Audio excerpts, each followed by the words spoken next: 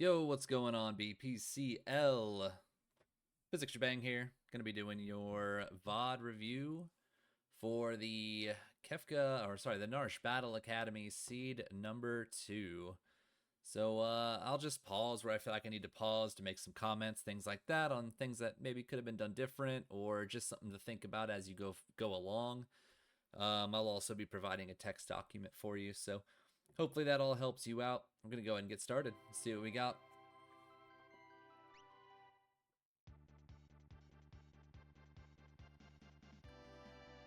Setzer in Realm, not bad.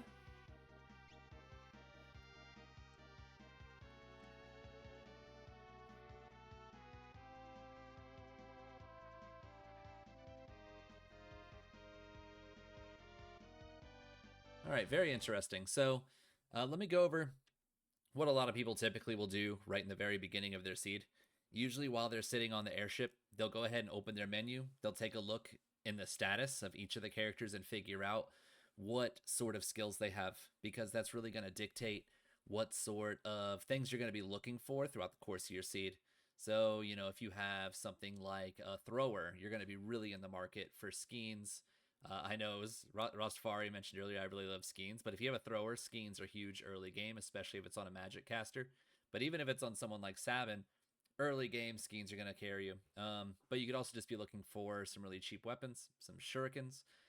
Additionally, if you have something like Slot, maybe Rage with some good magic rages, Lore with a pretty cheap casting thing on there, whatever it is, you might be really in the market for earrings. Or alternatively, maybe you're in the market for a bunch of Atlas armlets because you have, let's say, a Blitz doing pummel, or you have Sword Tech 1, something that is doing physical damage. It really helps sort of gear you up for what you're actually looking for during your looting phase. Um, and then after that, usually what people will do is start their looting phase. And a lot of people, and I generally recommend this for just about anybody at any time when they're first getting started, go ahead and loot Narsh. You can go there, check out the Moogle Shed, get all those chests, check the shop, see if there's anything you need. Go ahead and hit returners. There's, like 9 checks there as well. Was it 1, 2, 3, 4, 5, 6, 7, 8? Yeah, 9 different chests there that you can do, plus a shop looking for warp stones, something like that. And then you can come down to South Figaro and consider checking the shops there, checking the basement, doing Celis's free check, things like that. But let's see how we progress here.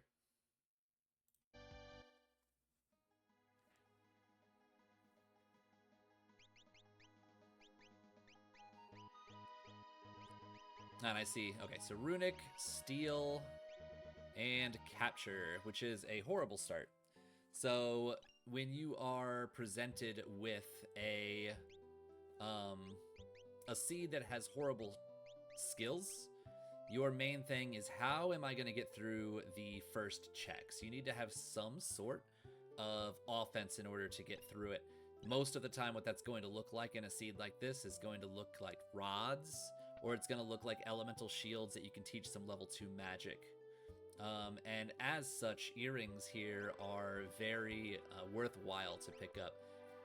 Another reason why I recommend doing Narsh is you would have looted 1, 2, 3, 4, 5, like 6 chests, if you count the clock, 6 or 7, before you ever shop. So you at least have some things, ideally, that you could maybe sell for some goods. Here as well, you get like the 4 or 5 chests, but going to Narsh, going to Returners, and going to then going to South Figaro leaves you with a lot more things to sell and just more disposable income to buy things that you may need.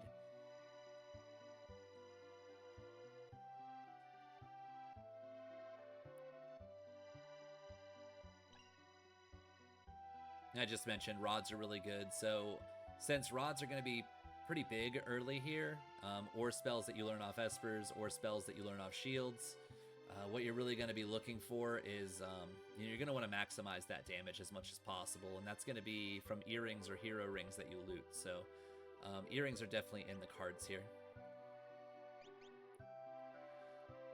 Another thing I'm seeing, you are going to the item shops, but you're not really purchasing anything. You really would like to maximize the amount of, things that you pick up from the shops while you're there. And you're always going to be looking for certain things from item shops. You're going to be looking for curables. You want potions, you want Phoenix Downs, you want Revivifies to help you early game to kill undead enemies during trash fights. And of course, you want things like antidotes, echo screens, softs, anything to do status recovery, because you never know when you're going to come up against that in the course of the seed. And when you're sort of caught with your pants down, it can really cause issues, particularly if you're looking at something like you get zombied and you have no revivifies, or you get stoned and you have no softs. You really do want to have those. So you're already in the item shop, so go ahead and pick up those curables while you're there. Go ahead and pick up some sleeping bags, because you're definitely going to need them at some point or another. So you may as well grab them while you're here. That way you don't come up wanting later.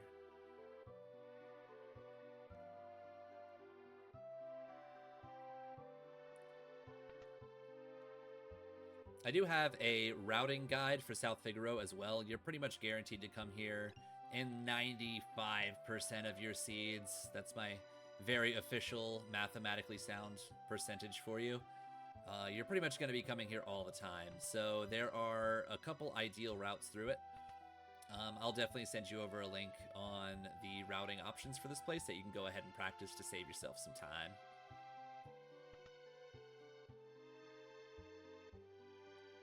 So far we have a rod and we haven't purchased anything. Not a lot else in the way of offense, so we really are just looking for either a big weapon or a character from Celis's check that has a skill that doesn't suck. Shields, or at the very least an Esper with a spell that we can learn from maybe some of the fights that we choose to do.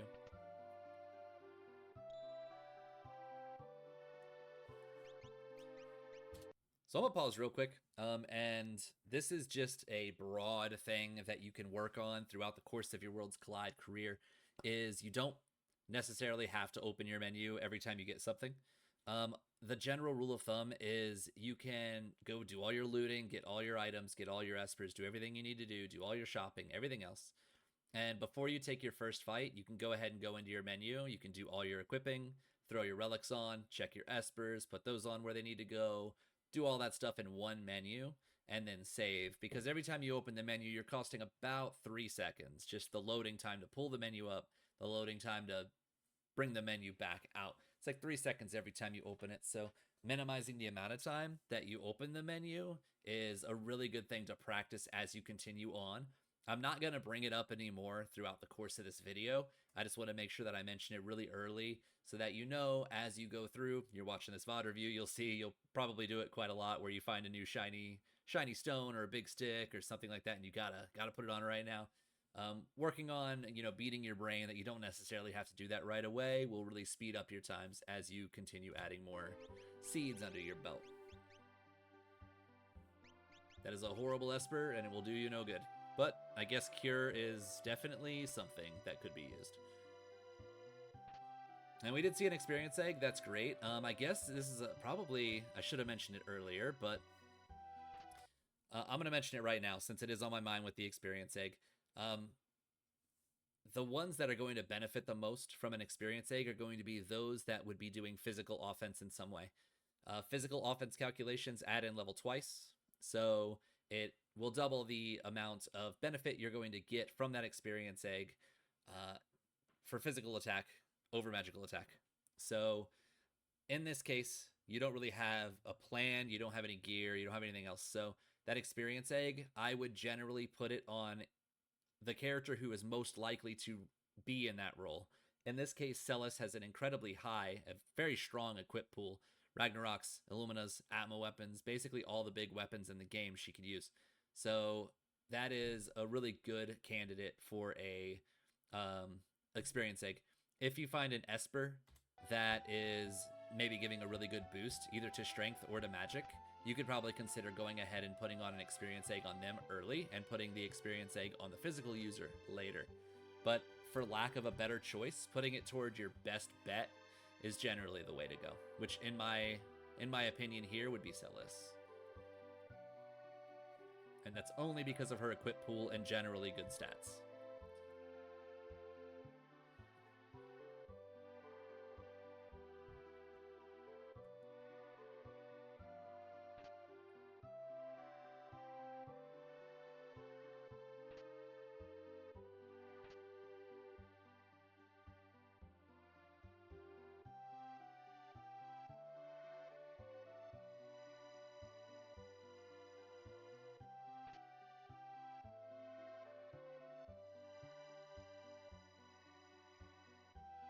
Ribbons are something that a lot of people tend to hold on to.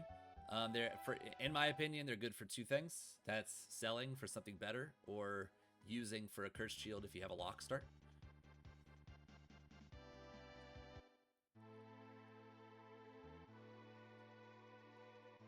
Alright, so flying around in the world of Ruin can cause you to run into Doomgaze. You have not saved, so if you ran into it right now, you would die without any hope whatsoever. No matter what the boss is, I don't think you could survive it. So keeping that in mind, generally you don't want to fly around just regular in the world of Ruin. Your best bet to avoid any issues is to fly to the general vicinity in the world of Balance. So you kind of have to have an idea of where it is, so that you can switch to it. Okay, let me actually... So, in this shop, I'm gonna go back one moment before I get back to the flying thing. So, we have earrings here. We still have a rod at the very least that we want to maximize. Earrings are always good. Getting 2 is a good idea. Getting 4 is a better idea. Any more than that is situational. A gauntlet might be a good thing to pick up here as well while you're in the area, because you might not ever have another reason to ever come here for the rest of the seed. So a gauntlet is incredible for a big weapon. So just something to keep in mind. I would recommend at this junction at least getting 2 earrings, maybe even selling some stuff like the ribbon to get 4, because Realm is a killer magic caster, Celis is a killer magic caster. You get them both buffed up right off the start with any spells they may learn throughout the rest of the seed. But like I was saying about flying around in World of Ruin, you can get Doomgazed. So the general idea is you fly to where it is in the World of Balance, go ahead and switch to the World of Ruin, and then you can hold the Y button on your controller and move the airship around. It's called airship strafing. And you do that instead, and while you are airship strafing, you cannot trigger Doomgaze. So that completely eradicates the possibility of you getting immediately killed at the beginning of a seed before you've even saved.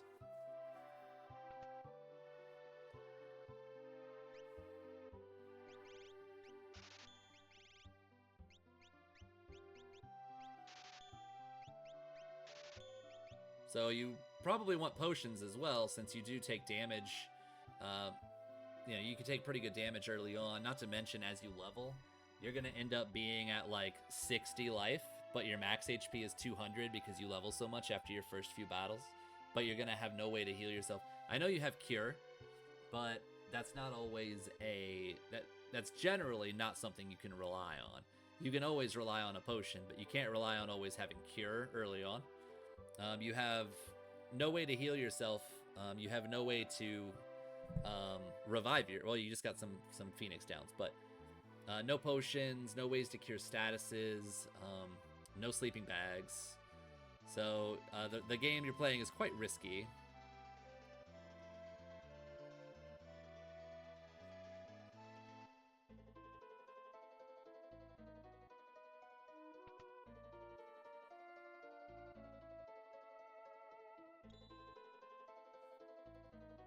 Now is the moment where we should discuss scaling. So as you're going through most seeds, you need to be considering how hard do I want to push scaling? You know, where do I want to go with scaling? You know, how strong am I comfortable with making the enemies before I take a grind fight? And that's usually going to rely on what have you found? What gear do you have? What spells do you have? What spells can you learn? What are your skills? If you have throw, do you have ways to use it? All those sort of things to determine where you want to push scaling. So you already start with 3 characters, meaning every enemy is going to be level 6, because enemies get an additional 2 levels per character, Esper, or Dragon. You have 2 Espers, 3 characters. Every enemy is level 5 or level 10, but you're level 3. So being mindful of how much you push scaling based on your relative power is very important. Pushing scaling in a seed like this with very little offense is very risky. Now, we did just get a Fire 3 Esper. At this point, my goal is what's my strongest magic caster, which would be Realm, 1,000,000%. And she is the one that needs to learn Fire 3. Her magic is going to be through the roof. Let me see if I can actually... Yeah, I don't think... Yeah, it doesn't show stats here, but I guarantee you Realms is better than Celis's. So going back to the maximizing your damage, you absolutely need earrings for Realm, and you would love to teach her Fire 3 first. Celis would be second. Celis would absolutely be second.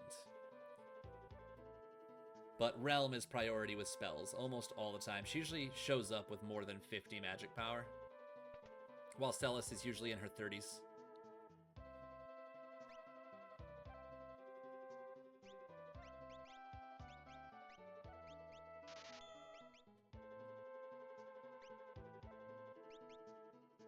And I know if Rastafari or Dwaya ever show up and watch this VOD review, they're gonna laugh because I'm gonna immediately say, I can tell that you are undervaluing items, and that is going to cost you runs. It will get you killed more often than not. So never underestimate your items and your curables and things like that.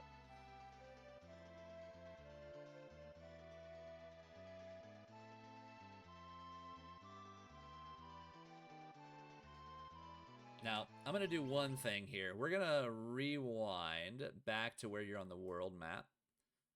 So I want to just point something out here. All right, let's go back just a little bit. All right.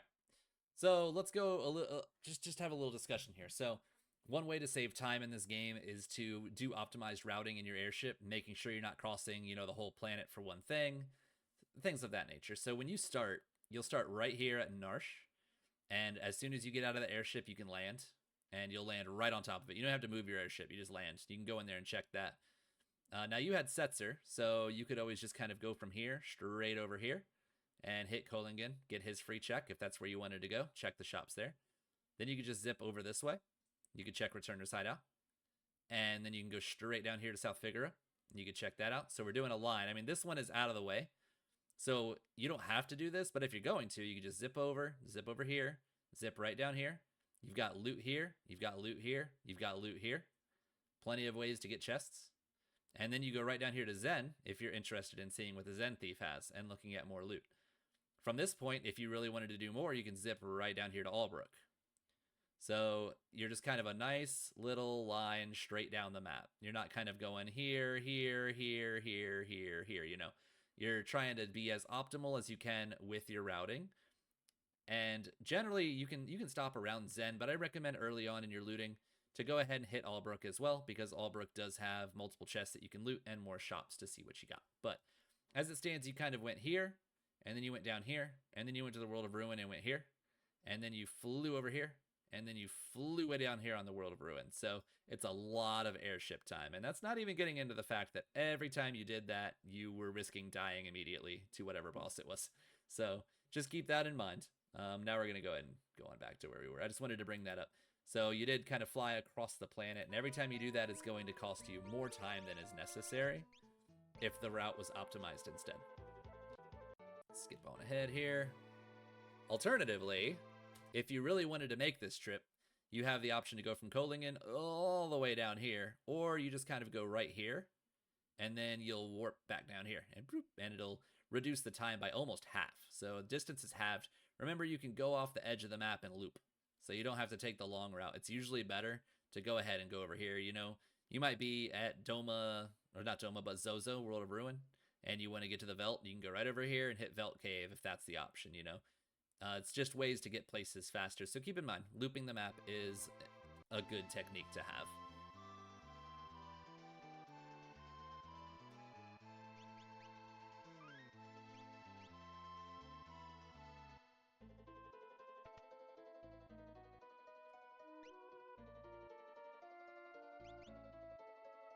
So smoke bombs are there to get away from enemies that would be difficult. I saw shurikens. You could buy a few stacks of those just in case you come up with a thrower. Having shurikens never hurts. So, you know, there's a lot of things you could purchase some of just to have them on hand, especially shurikens. They're like 30 bucks a piece. And if nothing else, they might actually have something really good in the Coliseum. So having a bunch of those, or at least a few of them on hand, is really good in case you're going to do a quick trip to the Colo.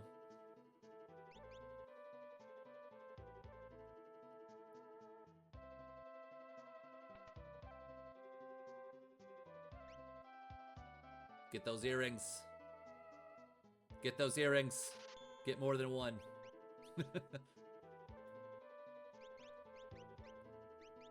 Now, I'm not sure if you know, but earrings, you get a bonus for having 2 on.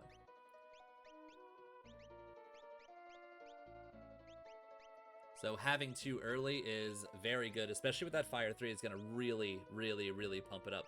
Now, it's going to take 50 magic points to get that Fire 3, so it's not an immediate solution, and you still don't have a good immediate solution to learn it, which makes it quite difficult. There's not much that you can rely on right now for your offense, so I would consider more looting. I would now consider going to Narsh. I would now consider going to Returners and see if I could at least find a shield. Something to start teaching me a level 2 spell, or some kind of big weapon. You need something to be able to carry the seed. And right now you have 1 rod and a dream.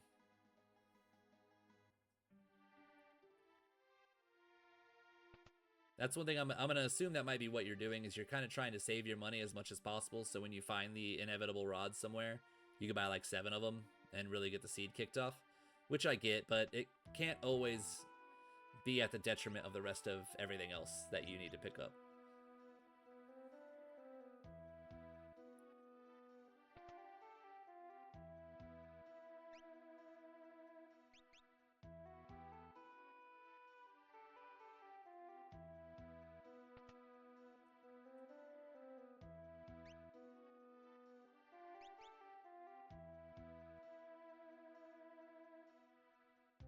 I'm going to skip through and see where you go next. Guessing Zen.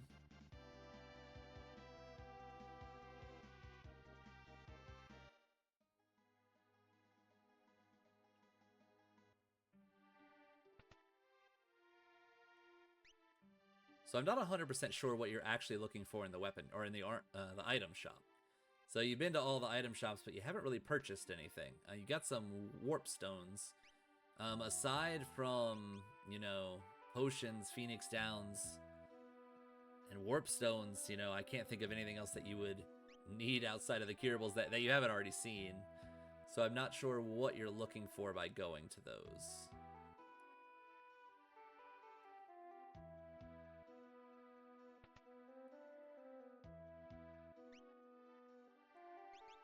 I suppose you could be taking notes for later, in case you want to come back and pick up any of it. Now, with the Zen Thief, you can see what he has in the World of Balance, but you can't see what he has in the World of Ruin. That's generally why I recommend, while you're doing your initial looting phase, if you're thinking about doing Zen Thief, go ahead and hit it in the World of Balance first. Go ahead and pay for it in the World of Balance if you can, if it's low enough. Or before you go, or next time you go to the World of Ruin, you can go ahead and check it then, knowing full well what it is, and if it's cheaper. So you've already been to the World of Ruin. You might have considered coming to Zen first to see what he was about. And then if it was a really high price like it was there, you go ahead and hit it in the World of Ruin when you went back to it, or when you went to the World of Ruin, and see if it's any cheaper.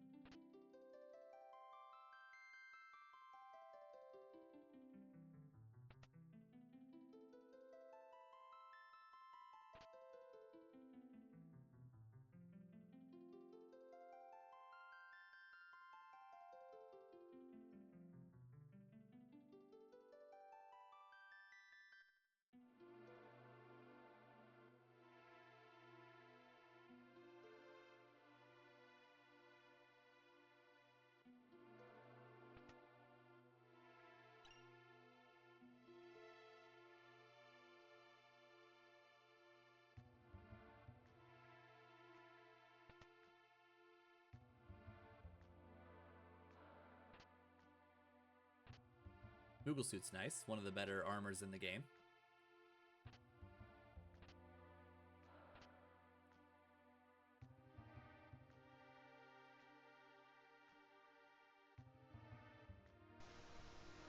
Hey, Kenny, what's going on?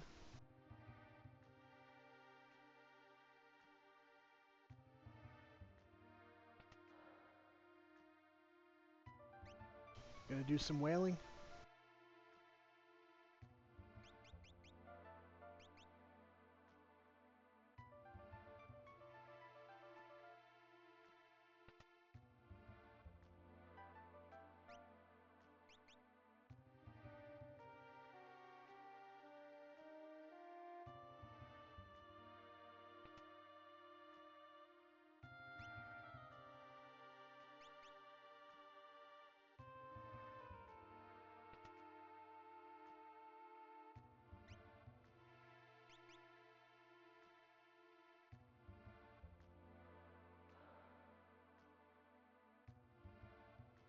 Yeah, I can say there are not a lot of things to make this seed very easy to start.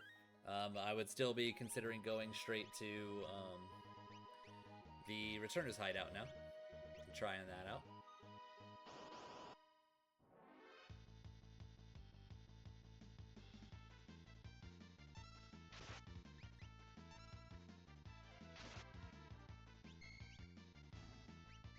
Also, I did forget one thing that you would typically do when you first start a seed is you would go ahead and put everybody in the back row because you'll be taking half damage because enemies, especially at this point where they're level 10 and you're level 3, can cause a lot of problems for you. So putting them in the back row here would be good. Didn't expect that. I know you do half damage. I'm not sure what armor you've looted, but I don't know that you've equipped much of it. I'd have to double check it. But definitely check the armor situation. So she has the Minerva, which is good. It's just you're level 3. So, okay, you have... What you have right now, and you might not realize it, is you do have a Wing Edge. So Wing Edge does have an instant death proc on it. So that alone can help you with getting your seed off the ground because it can potentially instant kill not only enemies that you fight, but also some of the bosses that you might run into that are instant deathable. But at this point, you definitely want to put your characters in the back row because the random encounters you're running into are going to be too strong. They're going to do too much damage to you for you to survive from the front row right now until you get some levels under your belt. In general, in Final Fantasy VI, levels are king. So the more levels you can get ahead of your enemies, the better you're going to be off. The better off you're going to be.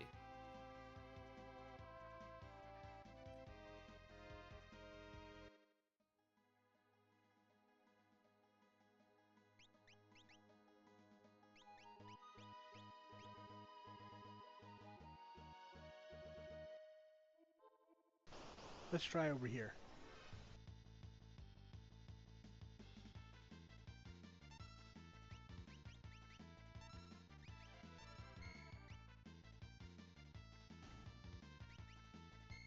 Yeah, this is better.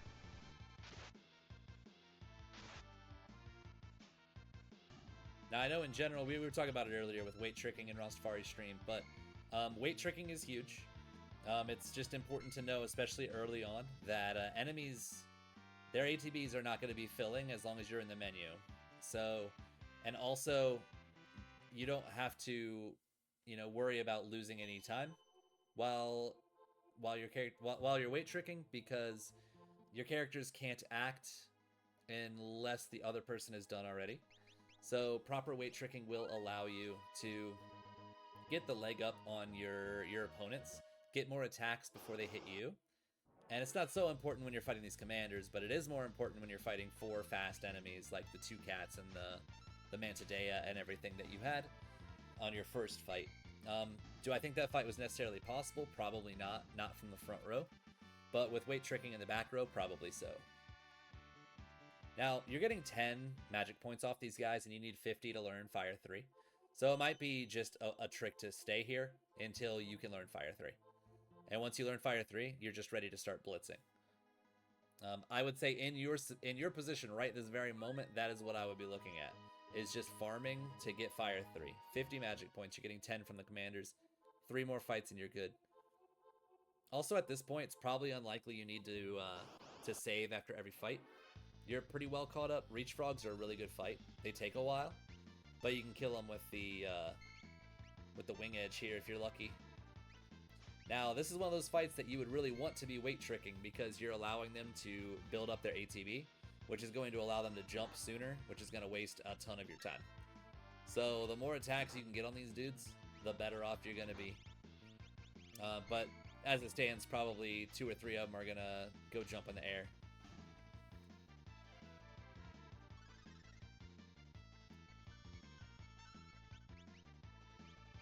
Haste is not a bad option.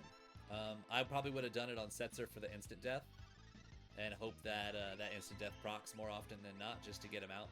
Because these are kind of higher level enemies. So they take a little longer to kill. So the instant death could can be help bad. you like chew through it. Yeah, it seems like it might be bad, but I think they're going to do almost no damage to you. They do, every time I've fought them, they've done shockingly little damage to me when they jump. The main damage they do to me is to my ego and to my fragile mental health because of how long they make me wait.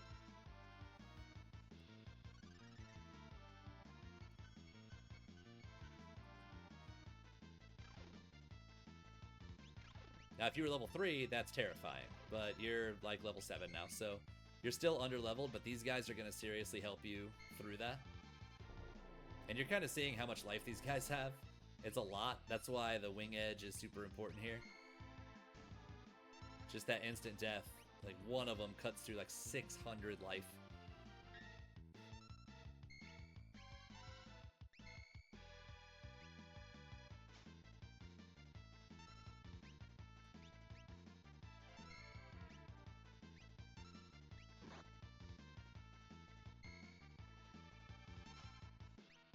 Of course, now it instant deaths, even though it had like 10 life left.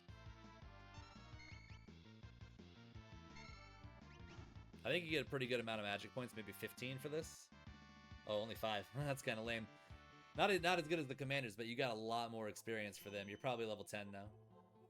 But you're halfway to Fire 3. You're good enough to be able to go do a grind check. Maybe go check out something like Jador for Realm's Owzer's Mansion check. Oh yeah, 75%. That's good. I'd maybe go check there. You should be able to learn it in Owzer's Mansion on the way to a check. And then you're good to go. But that's definitely your ticket. I'm gonna keep going. Celis is getting 100% HP.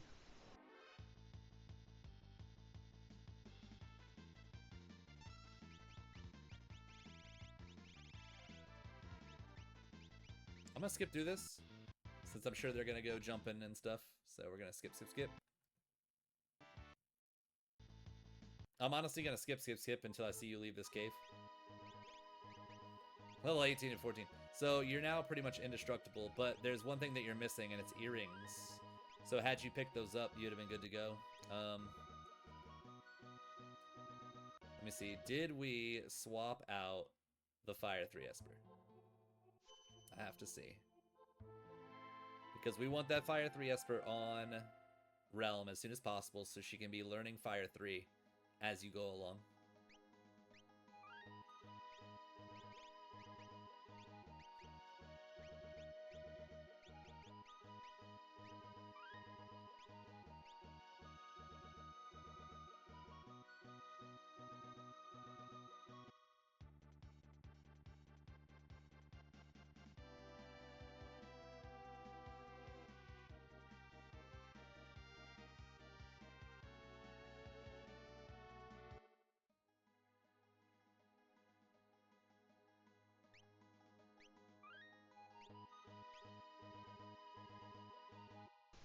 I'm hoping for some rods here because the moment of truth is right around the corner. I think at this point, knowing Fire 3, rods are now much less important. Your shops are in the front, though. I'm not sure if you know quite where they're at, but yeah. In the beginning, if you had nothing on your Espers, I think rods would have been imperative. But now that you have Fire 3, you're pretty much ready to roll. Obviously, if you run into something that's going to absorb fire, get those earrings. bpcl. Earrings are the best, or one of the best relics in the entire game. There will never be a seed in which you don't use at least 2 of them, I guarantee it. Always, always, always pick up those earrings. If there's nothing else you pick up from this video, always, always, always buy at least 2 earrings at some point early in the seed. You're gonna need them.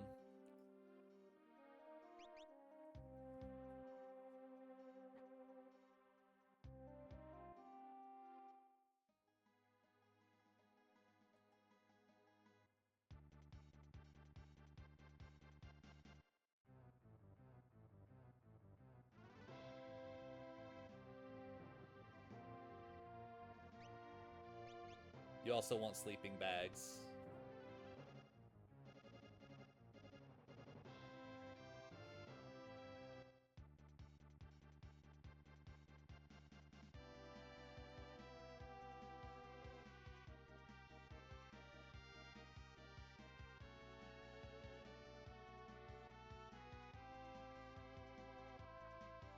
One thing I'll recommend, you don't need to do it right now because you're still getting used to the world map in this video, is avoid flying up. Fly as close to the ground as possible because it does I've take... got one fire rod in my back pocket, so this is far from guaranteed. You should have fire 3 though, so you should be able to get at least a cast of that off, which is another reason why the earrings would be so important, to make that do as much damage as possible. You're also extremely high level 18 versus level 10 enemies, so that fire 3 is going to absolutely slap. But like I was saying, try to avoid flying upwards because it does take time for it to land back down. So Piranhas. Piranhas is time-based. It can be anywhere from 0 seconds to 1 minute. And it can show up in 10-second intervals. If it's a 0-second fight, then the first group of fish that you kill is going to pop up Rizapass next. But then it can be every 10 seconds after that. So either 0, 10, 20, 30, 40, 50, or 60. So weight tricking is generally frowned upon in this battle. You don't have to do it at all. Just for future reference. You just do what you're doing right here. Either use area effect attacks or just auto attack until they're all dead. And then the second Rizapass shows up, go ahead and let loose.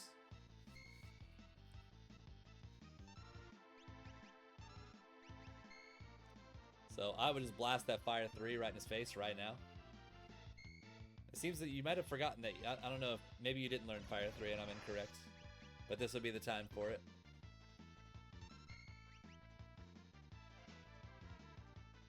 I did skip the times where you were when you were leveling, so I'm not 100% sure that you've learned it, but I have to assume you did because you got another 15, which is all you needed. You were 75% of the way there, so I think that should have taught you fire 3. Nice. Yeah, so good espers. So you definitely learned fire 3 because you got rid of it. You got rid of that esper off of Celis. Nice. Okay, yeah, that's what we want to do. And Phoenix sucks, but whatever, it's Cure, so might as well. You cannot warp here, which you're probably going to very rapidly find out. And then you're going to be like, what? Well, I guess I can't warp out here, so I'm going to leave. So you're going to walk out. But you can warp out right here. All you got to do is be in this room or any room other than the boss chamber, and you can warp out. For whatever reason, you cannot warp out from the boss room. Final Fantasy VI spaghetti code at its finest. I'm going to skip. We'll see what you're going to go do next. I'm going to guess either Magitech, or you're going to go consider Chidor or something along those lines.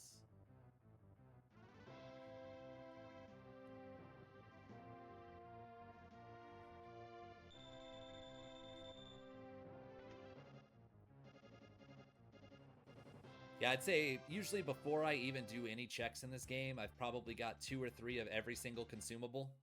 I've probably got 5 to 10 potions, 5 to 10 Phoenix Downs. I've probably got 10 to 20 sleeping bags. And then I ideally have some warp stones, smoke bombs, earrings, and if I need it, maybe I would consider. I would need to have some money for throwables if I have a thrower. I would need to have some money for rods if the seed is particularly gross. Stuff like that. But my imperative must-buy items are always going to be the consumables, potions, Phoenix Downs, warp stones, earrings, sleeping bags, all those things. I want to have those. Revivifies are also really high on my list because they instant kill undead.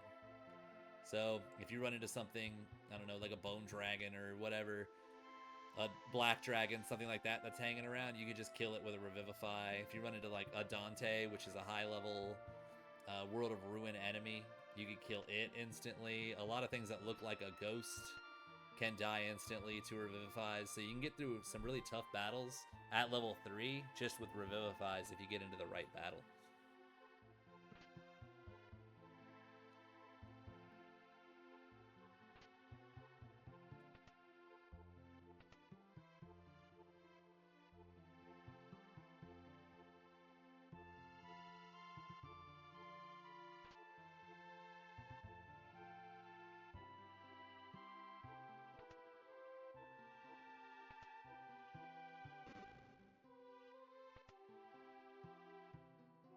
I will say, good idea, not even a good idea, but just good job sort of prioritizing Fire 3 as your early game offense.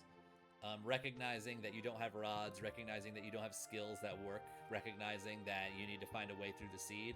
Grinding your way to Fire 3 is, from what I saw based on what you shopped and what you looted, that was the ticket. So recognizing that quickly, executing it, and moving along is good. So just keep that in mind. You're always looking for a way to get the seed kicked off. And this one was particularly gnarly. I do remember starting this one and being like, oh gosh, this is awful. So you don't want to attack with Setzer here. You might realize that you're going to instant kill it possibly, and then he's going to revive right back. So something to keep in mind, for whatever reason, you can't instant death ghosts like that. Any undead enemies that you could revivify, if you instant kill it with a weapon, they just don't die. They just revive right back. And the fun thing is, they just revive right back at full health. So what could you have done here instead? Maybe you, if you had sleeping bags, you might have just considered blasting it with Fire 3, instant death, and then you could have healed. Phoenix Down is great, but you know, with a sleeping bag, you could have gone to the save, saved up, threw a sleeping bag on her, and just moved on to the boss. But Phoenix Down works fine as well, since you bought a decent amount of them.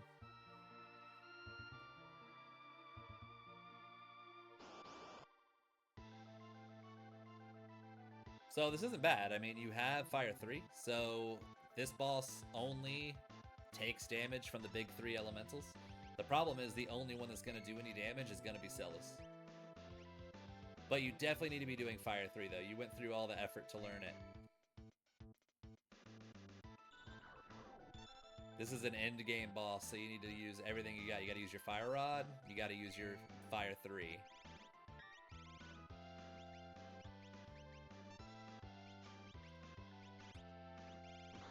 Scroll down, there it is. Use that Fire 3. So this guy can get nasty real quick. He's got cockatrice that can put you to stone. He's got a lot of area effect, nasty attacks. Some pretty heavy duty single target like this one. Thankfully, you're pretty well above scaling due to your grind checks that you did. But in this area, Celis is going to be your carry. This is where you would have liked to have the earrings. I'm going to keep bringing it up. I'm hoping after this video you never forget to buy earrings again. But she would be the one doing the damage. And the other two are just supporting Celis here. So they're just going to be like, alright Celis, you're the Fire 3 bot. I need to throw ethers at you. I need to use an elixir on you. I need to do whatever I need to do to get you to do as much damage to Atma as possible, since nobody else could do any damage that mattered. Thankfully, she's got a big chunk of MP because of her level, so you can just blast these Fire 3s like crazy. I mean, 3,700. If you had 2 earrings, you'd be doing right around 5,000, if not a little bit more than that. So it would have cut back a whole Fire 3 cast, which is like 4 seconds, 5 seconds, if not more, if you count menuing and everything else that's going into it. So that's one thing to really get used to in this game, is like, where's your offense, and maximize that character. Celis is your only offense. Well, she was. Now you have Bolt 3. So Bolt 3 is going to carry, Bolt 3 and Fire 3, you're basically ready to run. Ice 2 is nice and all, so is Doom. You need that for Tier 1 and Tier 2 Kefka.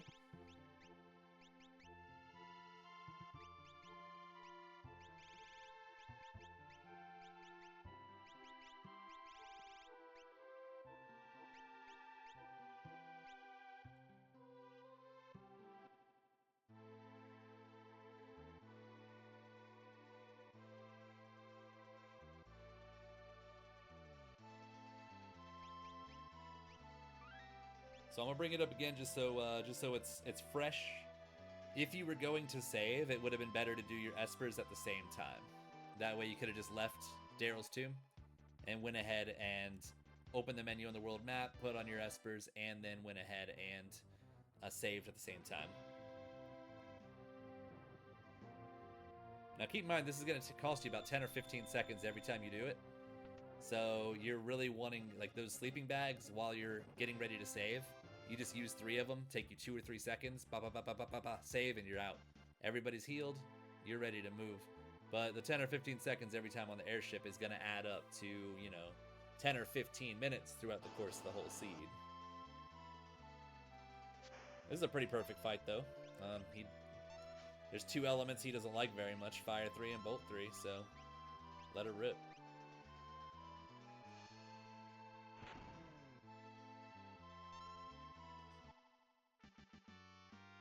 And in general, in Worlds Collide, Magic is going to be a big key to the early game most of the time. It's usually early game, Magic is king, and Magic-based abilities are king. And late game, Vigor-based abilities are more valuable most of the time. This is, of course, barring you finding +2 Magic Esper. You find that, you're slapping 9s multi-target. No one's going to say that's worse than a physical-based Vigor build, but in general, because the game does add your character level twice to Vigor, it's just going to make Vigor more reliable as the game goes on. So the further in, you're kind of looking for things like an Atma weapon, a big weapon, Genji glove, offering, Valiant knife, something like that to really maximize that sort of damage.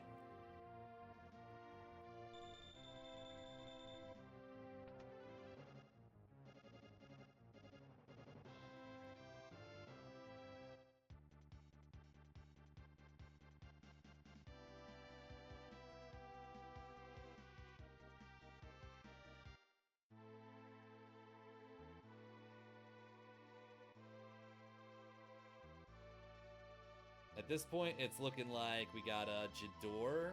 We have all of Magitech to find a character. We'd have to do all of the checks, all 4 bosses. We have Opera House, and we have Kefka and Narsh. Those are our only options for characters. Unfortunately, none of them are peakable, so I think that this is probably your best option. It's overall the fastest. Opera House, pretty long. Kefka and Narsh, just nobody wants to do a 3-man Kefka and Narsh, though sometimes it is necessary, and you could absolutely do it because of the fact you have 2 characters with level 3 spells. There's a really good chance that you'd be able to handle it.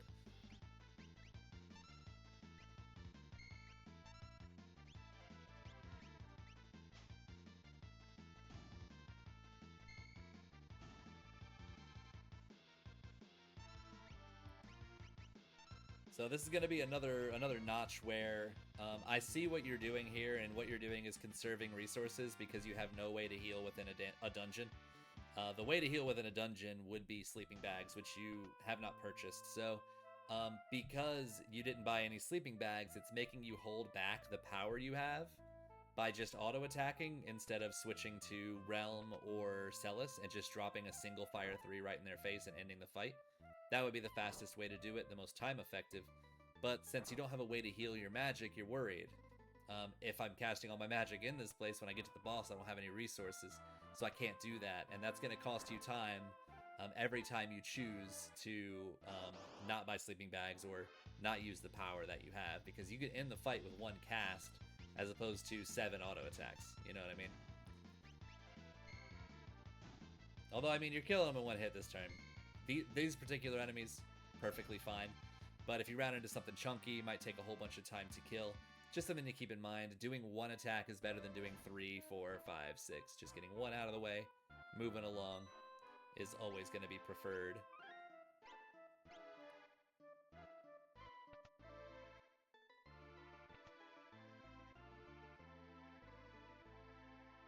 Alright, well, you didn't check Kefka and Narsh, which is good, because Mog is going to send you that way anyway. And this is the perfect boss for this, so... Now, Tritalk, there's only 1 element you could ever use on him. It's 100% going to be ice. Nothing else is going to work. Example, you attacked with your wing edge, it's going to do like 3 damage. Actually, he's just going to die, so it doesn't really matter. But if he were to attack, it would do like 3 damage. He's got so much physical defense. There's no way to really damage him with it unless you're doing defense-piercing items. And the main 3 of those that you'd be looking for is Fixed Dice, a Valiant Knife, or an Ammo Weapon. Those 3 are going to nullify defense, cut right through it, so it will deal damage to Tritalk. Other than that, if you're going to use Elemental, it's got to be Fire, and everything else non-Elemental works. So slots, you know, doing the airships or 7 flush, both of those work. Throwing shurikens are also going to be defense ignoring. Sword Tech 1 and Sword Tech 7 are also defense ignoring, but so is Sword Tech 6, which is a non-elemental magic attack, so that works. Sword Tech 4 does not ignore damage, or ignore defense though, so keep that in mind. And otherwise, just non-elemental abilities are what you'd be looking for. Quasar, Flare, Grand Train, Meteor, things like that. They're non-elemental magic. They'll work just fine on Tritalk as well, but they won't give you the 2 times damage that Fire will. So it's a little slower, but it works in case you don't have Fire available.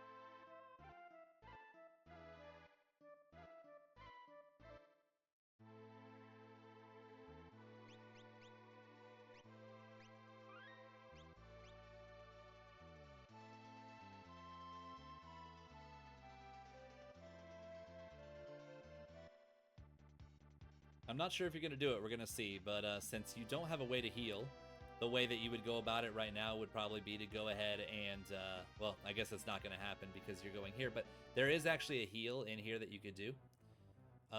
You'd have to do a random encounter beforehand. But right in the front of Vector, if you head to the left, it's like a little shack with an old lady in it. Talk to the old lady, you get ambushed, and then she'll heal you. So you could alternatively just do that, get a little bit of experience, and already be on the way to a check as opposed to making all these trips to the airship in this case. Otherwise, if you were going to do Mog, you would go ahead and take a sip from the bucket in World of Balance Narsh when you go to check his checks, and you could heal that way.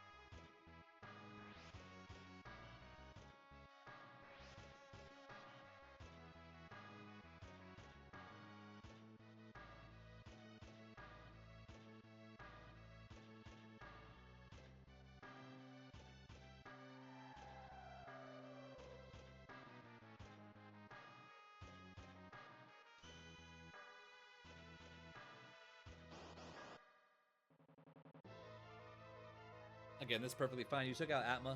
You have so much level 3 magic, it's out of control.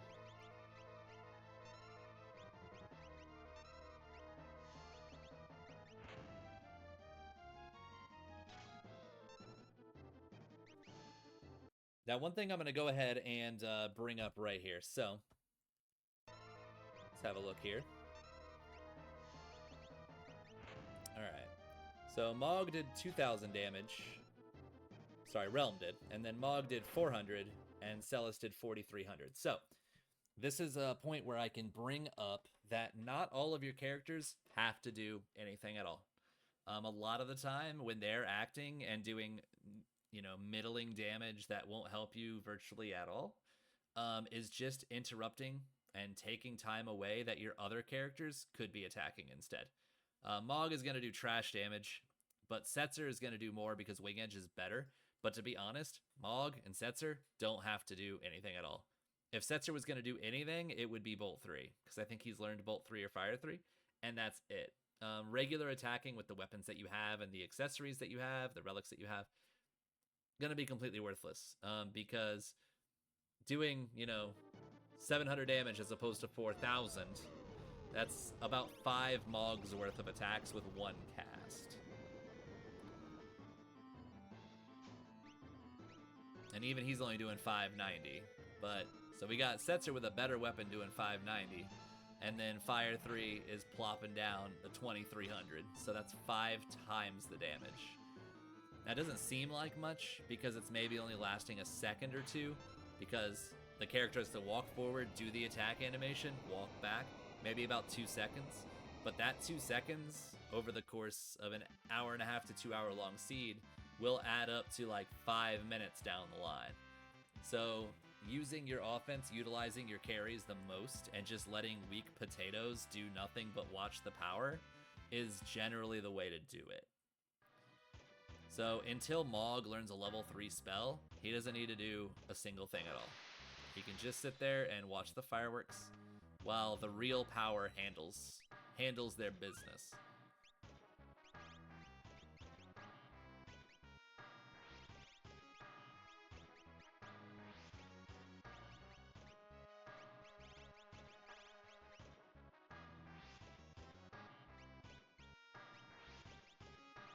That means we have Cure accounted for. We also have Doom accounted for.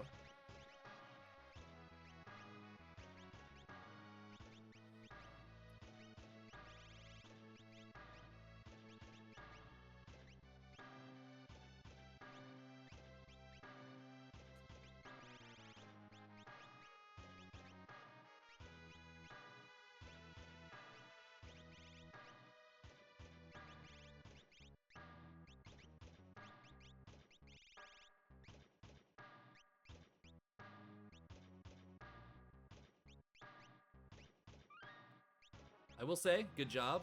You did wait to equip the shiny stones and the cool things. You did that when you went to the save point as opposed to beforehand. So that was a good example of doing all your things in one singular menu, as opposed to opening the menu, checking the Esper, exiting the menu, going to the save point, opening the menu, saving, exiting the menu. It all adds up over time.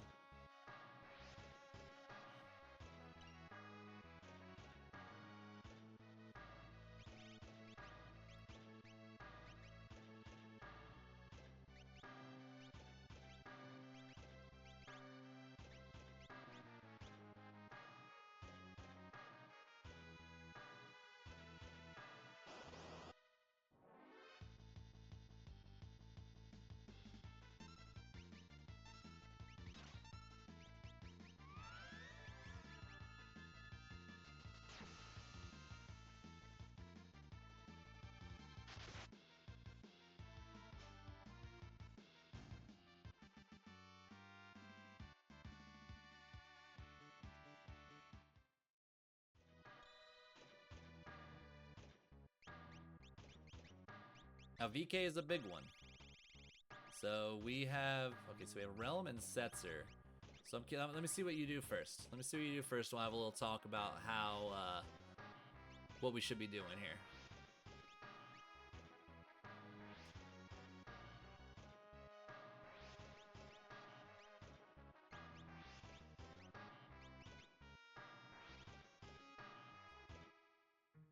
All right, so I'm a little confused why it wasn't equipped. So Valiant Knife in this game is huge. It is one of the best weapons in the game. Swinging it even once at the end is more than enough to justify its use. Additionally, we have multiple things that go into making a VK incredibly powerful. We have an Experience Egg, and we have an HP plus 100% Esper. So, how does VK work? VK does a lot of damage up front, but it also takes the amount of life you're missing and just adds it flat right on the top. So, if you have 9,000 HP and you're down to 4,000, you're going to do 5,000 more damage per attack, not to mention the additional battle power it's already doing.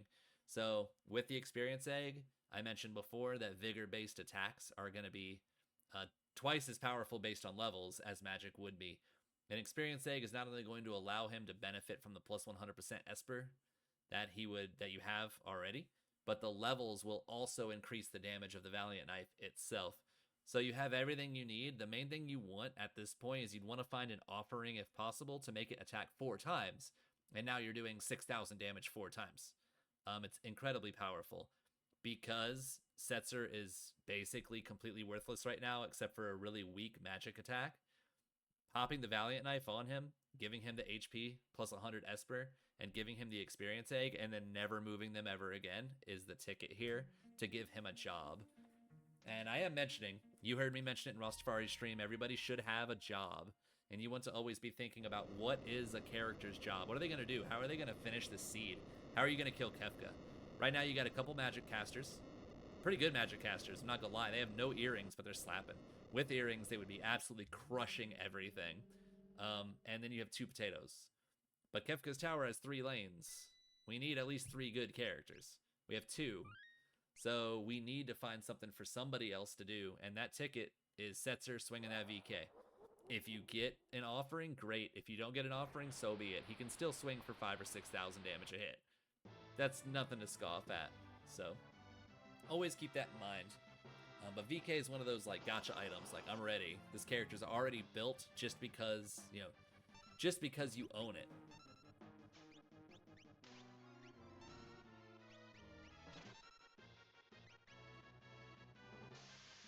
Tamir is a pretty decent, pretty good experience fight, pretty good MP fight, but I'm going to skip through these because it's not really necessary to watch the grind fights here. They are definitely grind fights. Is this Inferno or is it Inferno? So, Inferno, you might think that Inferno, based on his name, fire-based, might not like ice very much, but it is, in fact, he is weak to Bolt 3. And since you have Bolt 3, you could probably kill him before he has a chance to kill any of your characters at this point. So generally, you don't really need to attack his arms if, and only if, you have a good, powerful Bolt 3 on your hands, which you do. 2 or 3 Bolt 3s would kill Inferno himself, which kills both of his arms at the same time. So if you think the fight will be really slow, then you might want to kill one of the arms. The main reason being, it stops him from casting, I forget what it's called, but it's the thing that he will send out to stone one of your characters.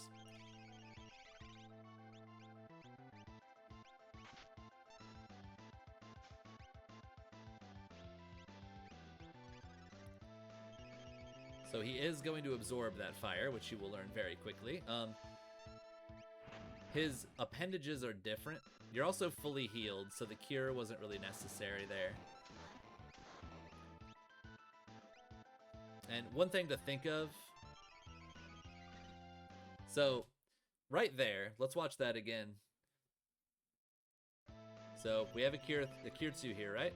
So we're now at full HP. So we're at full HP, or at least very close to it. Now, while you're at mostly full HP, you're going to go ahead and queue up a Cure 2, right? So you have a Cure 2 already working out. You're doing the Cure 2.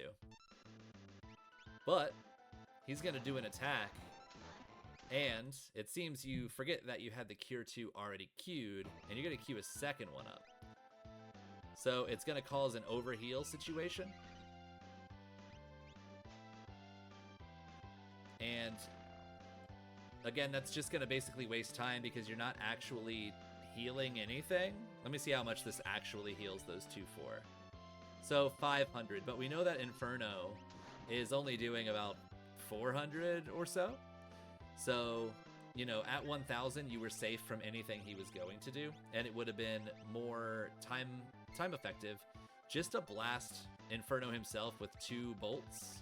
So you can see how much Bolt 3 is doing to him because he's weak to it. 2 or 3 bolts would have finished the whole fight, so it could have been done before you ever needed to heal at all. So just something to keep in mind, boss weaknesses will be really big going forward, and as you play the randomizer, you'll sort of get an idea of what is your damage tolerance and risk tolerance. You'll know what the boss can do and what they're inclined to do, and you can make more educated decisions about when you need to heal and how much you need to heal. And do I need to kill the arms or not kill the arms based on if you have their weakness, things like that. But on that one, 2 or 3 Bolt 3s and it would have been over. Now here you get a free heal, so it's good to know that at the end of Magitech, you're going to get a free heal automatically, so you don't even need to heal at that save point. Now Dullahan is undead. Most of the time in this game, if an enemy is undead, they're weak to 2 things, Pearl or Fire. This guy, even though he is completely wreathed in flames, he's very weak to Fire. It's undead flames, not real flames, so we should be dropping fire 3s on his face. Or bolt 3s for that matter. Fire 3, bolt 3, all those work, but regular attacks aren't going to do anything to him. At least nothing that matters compared to the magic.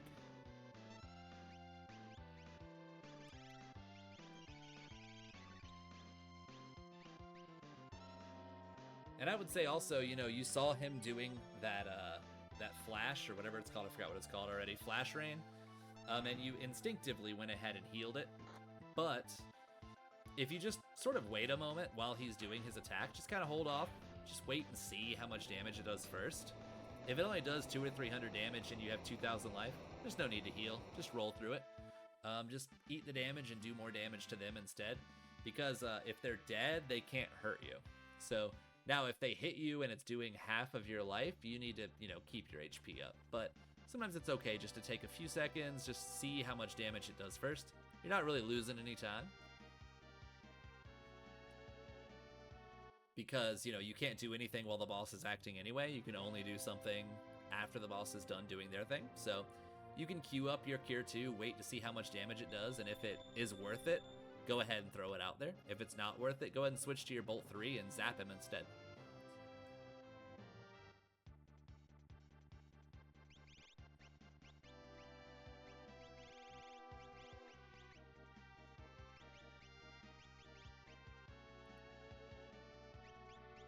Now this is an important thing that you'll get more accustomed to as you get along and continue playing the game, is that not everybody needs to learn every spell. So you don't need to Esper juggle too much. Really, all you're needing to juggle at this point is your Cure 3 and your level 3 spells. Maybe you could consider getting Doom.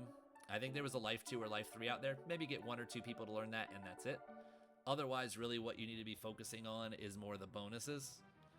So if someone doesn't need to learn anything else, they could just get the +2 speed Esper, or if you had a +1 or +2 magic, +1, +2 vigor, put that on them instead. Or, as we mentioned before, we should have Setzer with the +100% Esper, the HP Esper, and the experience eggs that he's just buffing his HP up like crazy for that Valiant knife.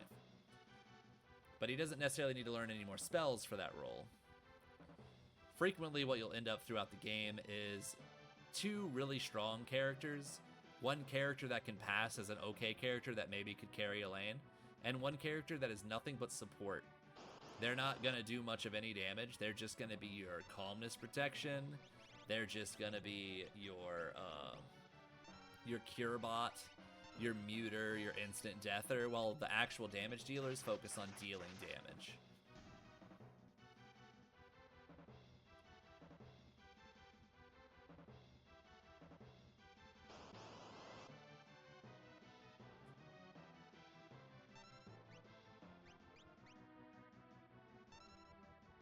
And I'm going to go ahead and skip through the trash bites here.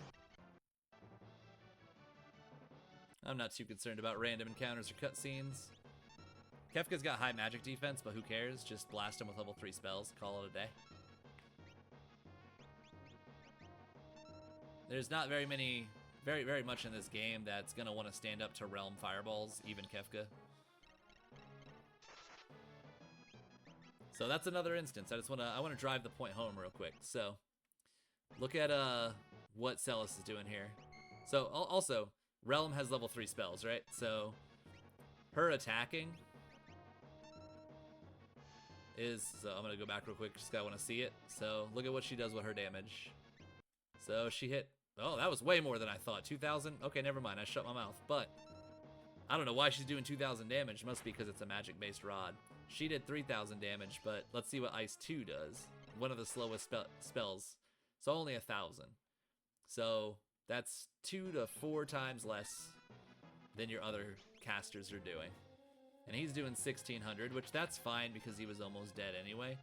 But it's still Realm doing virtually anything magic-based and Celis doing her spells is...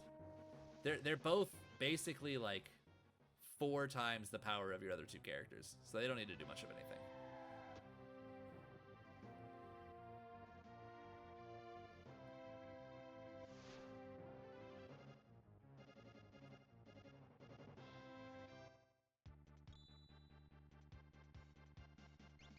You are definitely crushing it in the progress department. There's been very little dead checks, and what that makes me worried for is what's your armor look like?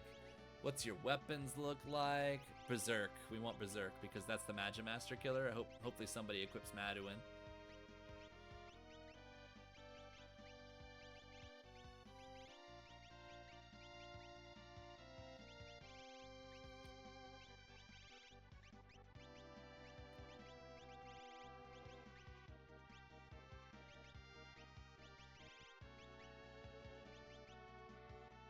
So Maduin there had Berserk, which is your Magimaster killer. You absolutely want somebody to know that. You want multiple people to know that, just in case you run into him in Kefka's tower. So that way anybody can deal with him. If you cast Berserk before you deal any damage to Magimaster, he will no longer cast spells and he will no longer do his barrier. So you can just attack him with whatever spells you want and kill him real quick. Turns him into a big old puppy dog. Well done remembering the Moogle Shack and triggering Lone Wolf. Shoutouts to Dwyer, shoutouts to Rastafari for their legendary forgetfulness and not triggering Lone Wolf before they go and run all the way up the mountain and see that he's not there. Love you guys. I had to throw the dig in there, of course.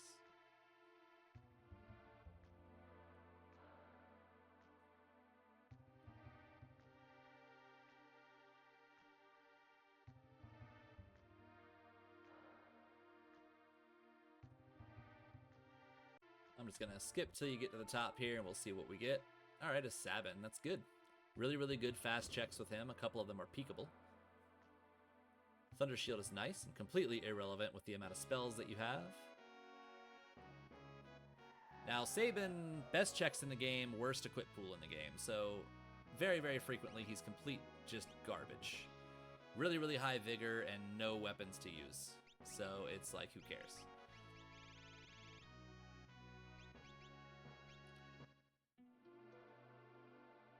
But in the 1 in 10 seed, you get him and he can pop on an Illumina. It's just done. So here, I would probably just recommend going ahead and doing Kefka and Arsh. The reason being, you're already here. I don't think you have all your Espers. Maybe you do. I'd have to. There's no tracker on here, so I'm not actually 100% sure if you're full. I guess if you're full up, maybe don't. But if you're not, then I would have recommended going ahead and doing that. It's going to warp you straight down after you're done to the mayor's house, where you could then proceed to jump straight into Moogle defense if you were so inclined. But as I am unsure exactly how many Espers you currently have, I'm not sure if that would be the best idea. If you're only looking for a character right now, maybe don't.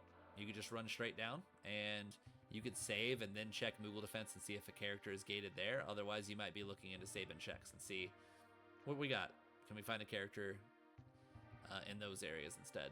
But I know we've gotten a lot of progression and very few characters, so I have to imagine we're at about 5 and 7 right now, if I had to guess, which would have led me to want to do Kefka and Arsh into Moogle defense.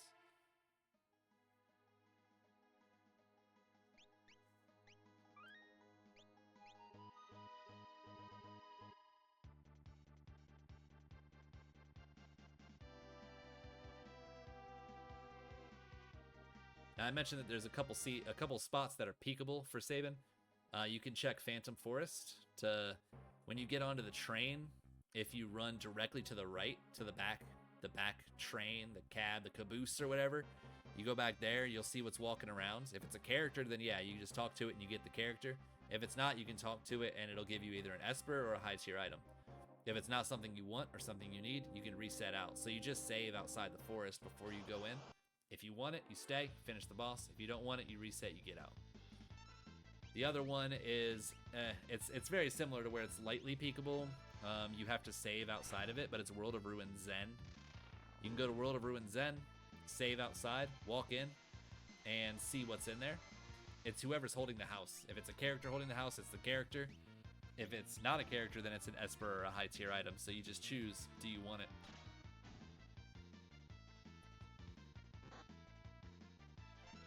Now, you are not using the VK currently, so it's not as big of a deal if you're not going to use it, but The collapsing house does have 2 monsters in a box. This Imperial Camp has 1 monster in a box. Phantom Forest has 1 monster in a box. So Sabin alone is guarding 4 monsters in a box in case you were looking for Katana Soul for an offering for that Valiant Knife. Box sets are a little challenging because they're going to reflect all your spells back in your face. Which, surprise! Oh yeah, I forgot this entire thing does that. So, makes it a bit challenging. Now, the ways that you can get around Reflect is you would need to have area effect attacks. Ultima, Meteor, Merton, things like that that are hitting everybody across the entire enemy formation cannot be reflected. That includes lures like Grand Train or Quasar. Both of those are able to go straight through Reflect, doesn't matter. But your single target spells that you make multi-target can be reflected. But you have plenty of offense to get through it, it's no biggie.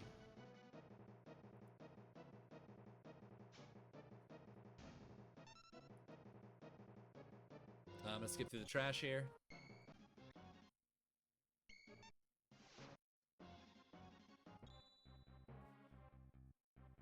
Dead check. I mean, we needed armor.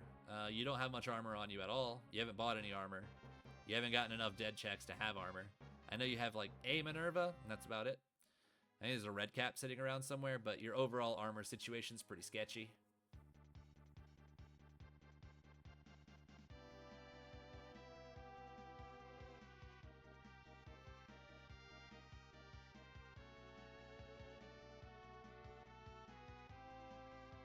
Baron Falls is a good choice, nice and fast. It's also a free heal. Yeah, Moogle, yeah, not a lot going on in the defense department. Let me look real quick. So we got a Minerva and a Tiara, Chocobo Suit Bandana, Moogle Suit Plumed Hat, and a Mithril Cap, and a Red Cap. Yeah, not so great in the defense department. It's not the worst thing in the world until you get to Kefka, and you have to deal with short arm and long arm doing physical attacks, and you got to deal with hit, punching you in the face left and right. That it makes Kefka real sketchy.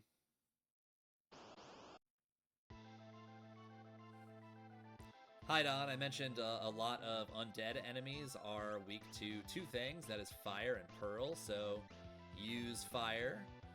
You also don't necessarily have to attack all of his minions, you can just direct blast fire 3, single target in his face, do the double damage, and you just kill him. You kill him, you kill all his friends. Now it does open you up to getting Confu Clawed, which is just like a risk that you just have to be willing to take. But, you know, if you can kill Hydon in 2 or 3 fireballs, you might as well just do that.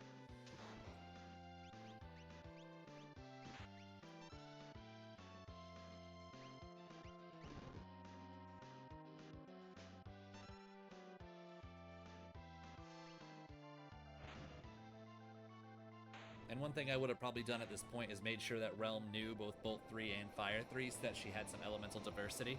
If for nothing else, that she's going to have to carry a lane by herself in Kefka's Tower because you only have 2 carries in Celis and Realm. She's going to have to carry a lane by herself. So you want to make sure she has as much coverage as possible using Fire and Bolt, because if she's in a lane by herself and she has only Bolt 3 and you run into Flame Eater, or, you know, you run into something that just doesn't care about Bolt, like Tritalk. I know you've already fought Tritalk, but, you know, you run into something that doesn't take damage from Bolt. Goddess or Chatternook. You know, you can't do any lightning damage. She can just be completely stuck with no way out. So that elemental diversity, if you're going to have a caster, having that diversity is super important.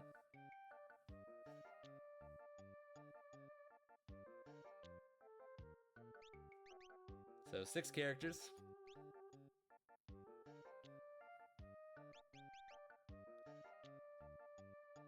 So we don't have our 9 yet.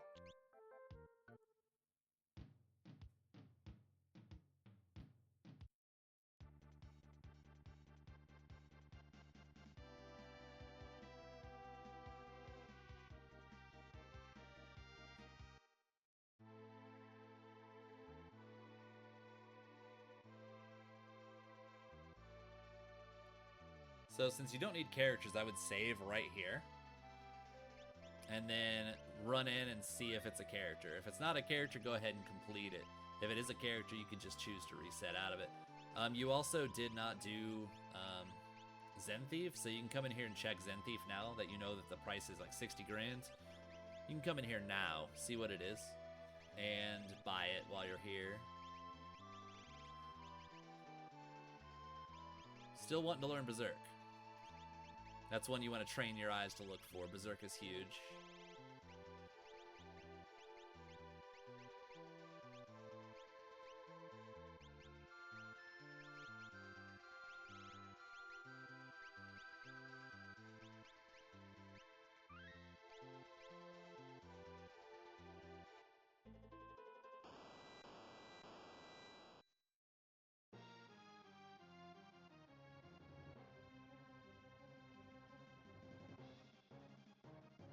So no character. I'm hoping that you remember that Zen Thief is something you can buy as well. I can't remember if it was a high tier item or not. I feel like it was a high tier item though, so it's not too big of a deal, but it could be something really good. It could be an Illumina. Could be Ragnarok, could be Atma. Could be a lot. It could be an offering. And even now, without the preparation for the Valiant Knife, you could still make the Valiant Knife work with an offering. Well, speaking of which, here's your offering.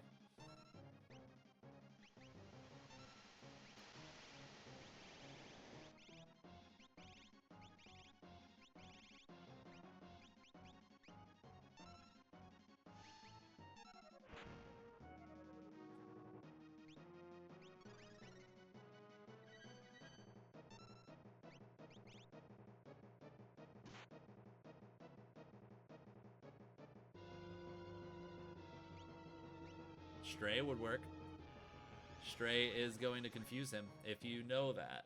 I'm not sure if you do, but if you cast Stray and he gets muddled, he could kill himself.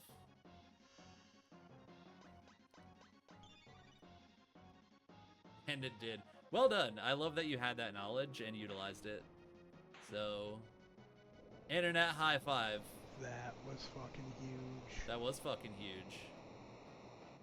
Now you need to figure out who's going to use that VK, and you need to give him the 100% Esper, and you need to give him the Experience Egg, and you need to give him the VK, and then you need to slaughter the rest of this seed. That's what you need to do.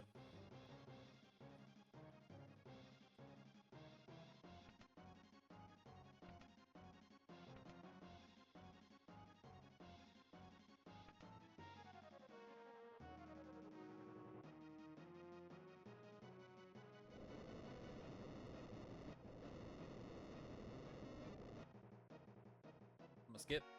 Let's see what we get.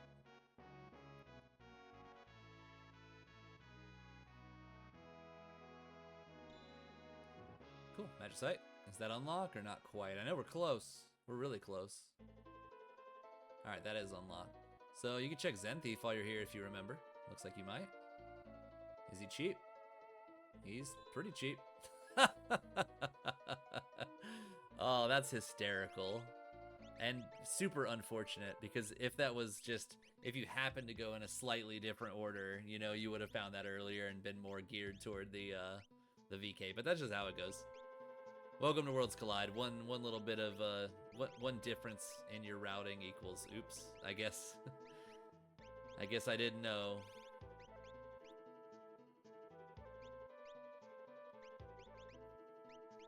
Now, do I think that it's worth it to have the Wing Edge Valiant Knife? I do not. I feel like a shield would be way better. A shield would give your Valiant Knife user a much higher defense and a chance to block. They're so susceptible because of the fact that they're at low life all the time that you need some way to keep them alive. So I would much rather have a shield. And at this point, I would also go to an armor shop and see what your armor situation looks like and get that up to par.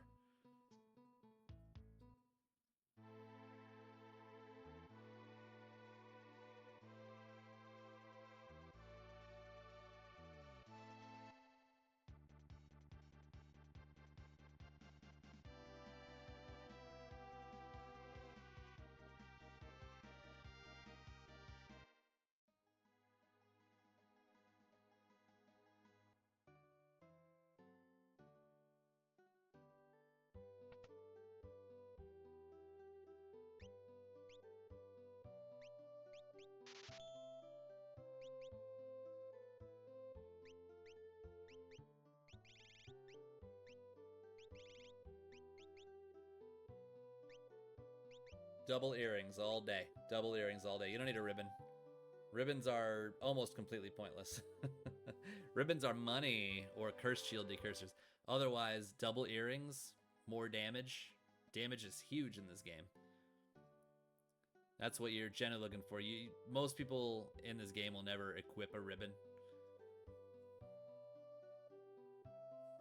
And that might get you into like a tiny bit of trouble at some point, maybe once in 10 seeds, where you get the super uncalled for random, you get confused out of nowhere, and now your carry drops an Ultima on your head, so you lose like a bunch of time. But it's so rare that ever happens that it's not really worth accounting for. You can't always prepare for the worst, but you can definitely prepare for the best and mitigate the chance of that happening by making sure everything that you come in contact just dies before it has a chance to into you and in turn, or do any of that stupid nonsense.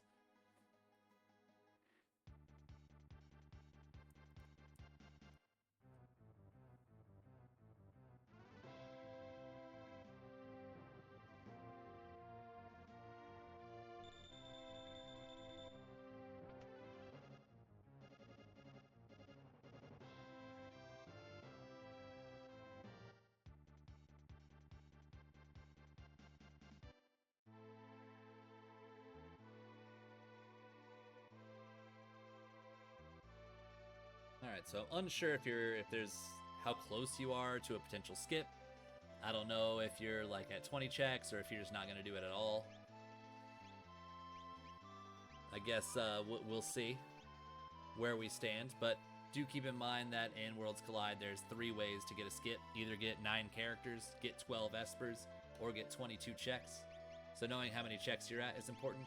Again, I don't know how many you're at, so no comment on what you're making or what choice you're making right now based on what's going on here. So, all right, let's see. So, all right. So currently we have a realm that will be soloing middle, and then we have a pair soloing a wing, and then we have Celis on a soloing a wing as well. So I don't hate that because you're using realm as your VK user. It's risky because you have to have realm at low life fighting 3 bosses on her own. So the choice you're making is very, very risky. We also have not, there's a couple bosses we haven't seen. Actually, there's a lot of bosses we haven't seen.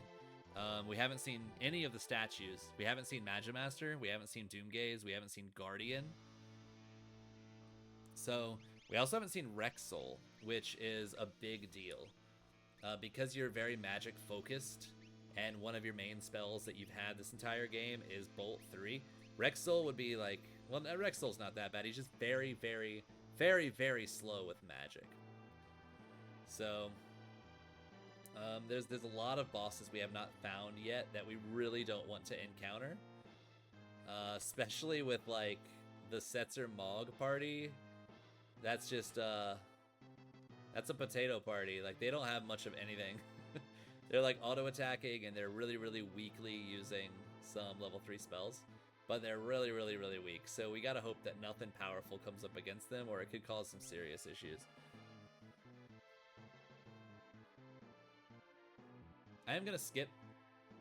I understand your routing probably isn't perfect here yet, but that'll happen later, so I'm not too concerned about it. I will provide you a link to my routing video so you can get an idea of what it looks like. So we're not fighting dragons, I know that much. Let's see, did we save? I think that is a good idea. Now, there's one cool thing you can do. I'm not sure if you've ever heard of this, but with a VK user, she's at full life right now because you just dropped into Kefka's tower. But one thing you could do, you have a red cap, and it's generally recommended to go ahead and put that onto the VK user. You can equip the red cap, which increases your maximum health, right? And then you could unequip the red cap, and then re-equip the... Actually, no, I'm sorry. I apologize. Please hold. So, at your current maximum health, you just go ahead and equip the red cap, and that's going to keep you at your current health, which is like 5,000, but it'll increase you to like 7,000 because it increases you by 25%. So that will give you a bit of missed health. so you could just start getting your VK bonus right away. I got it all mixed up in my head, apologies. But yeah, you can just pop it on and then don't heal yourself. Alright, well, speak of the devil, I willed him into existence. I know I've already run this seed, but I don't remember anything about it. Oh, we're not even using VK? Okay, then why is she attacking? So we need her to be casting spells. Like, there's no attacking with Realm anymore. She needs to be casting spells.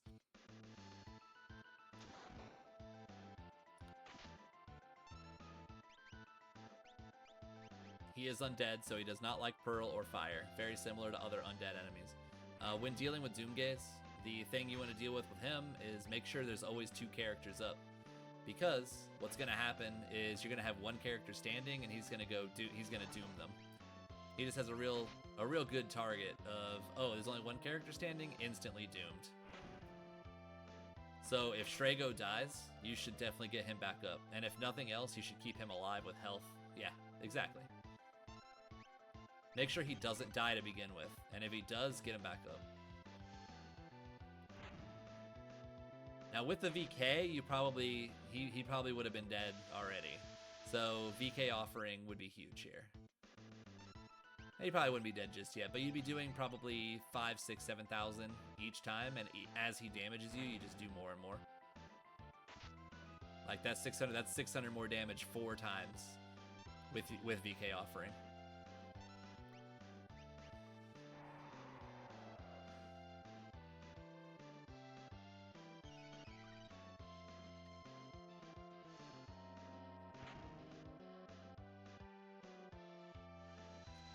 Probably the end of Strago, but this guy doesn't have a whole lot left in the tank. He's probably got about 10,000 more, so a few more casts should take him out, I'm guessing. Okay, no, he was a little closer than I thought. Very nice. He also decided not to doom you, which is very, very kind of him. I love it when he decides to, you know, not want to set the world on fire. We're gonna skip around. There's not a whole lot to see about the tower climb. I'm a little surprised you didn't use a sleeping bag on Realm because she is so magic focused. That just, you know, having her have more magic for her fight coming up.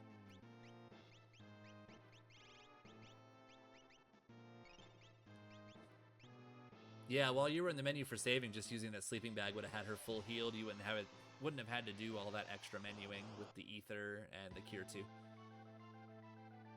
This is actually not great. You're just gonna have to attack. I don't think you have any area effect. Narapa also absorbs fire, but it doesn't matter because she's about to reflect it. This is a boss that's very important to weight trick because while you're weight tricking, you will not be having your condemn timer tick down.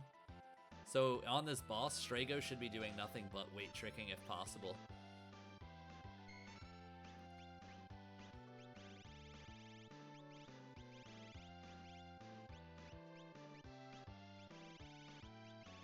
I think we only have a fire rod, which is she's the one that's equipped with it.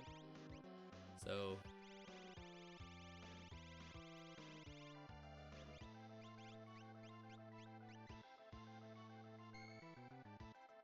we can get through this because Realm will die first, and you could get her back up with the Phoenix down. Oh no. Oh no. I'm screaming internally because it's just gonna heal her.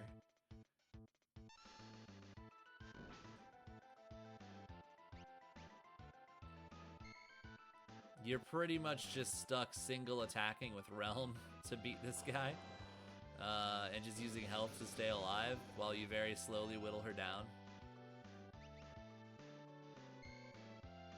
Now I'm scared for you. I don't think you can kill her in time. You have 2 attacks at most before you die to Condemned, and she has about 9,000. So I don't know if you can get. I don't think it's possible. Let's find out. Oh my gosh. Clutch fight. Very clutch fight. Oh my goodness.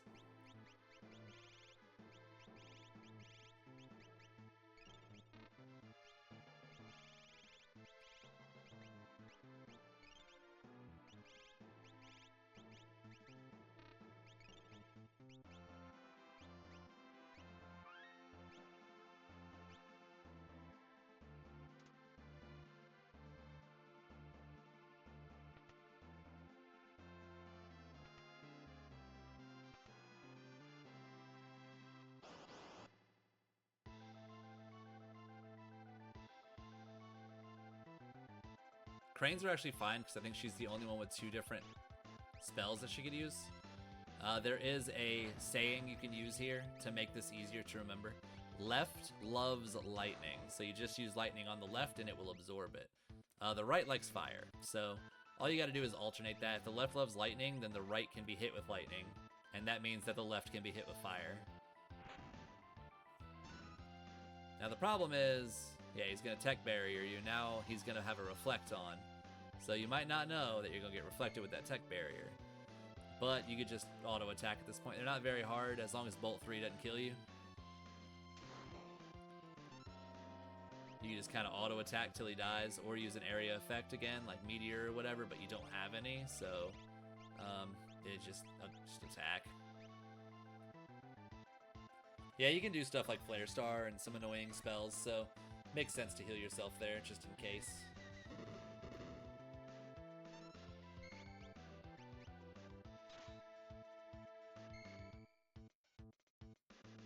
Thankfully, they don't have a whole lot of life, so you can pretty much just hold A until you win the game. Well, win the fight, that is.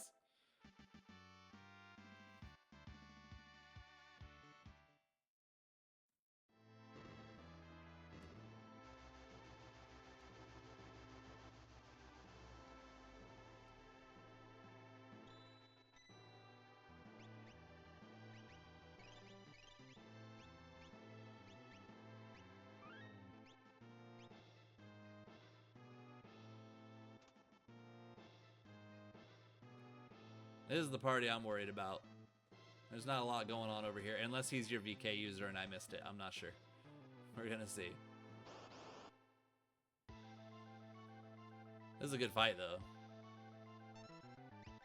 Yeah, he's your VK. Okay, I got you. Oh, that's right. That's right. You did the VK. Yeah. Okay, VK Wing Edge. I forgot.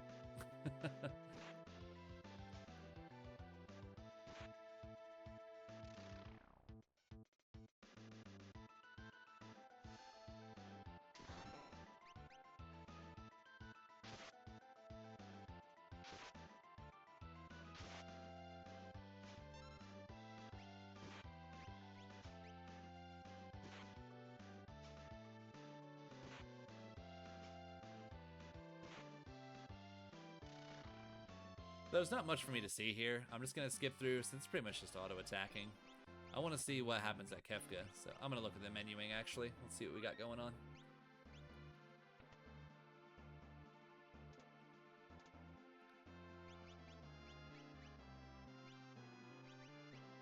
So he definitely doesn't need the Moogle Charm or the Experience Egg anymore. Dragoon Boots, interesting choice. I would go Earrings more often than not on him because he is a caster, even just for Cure 3.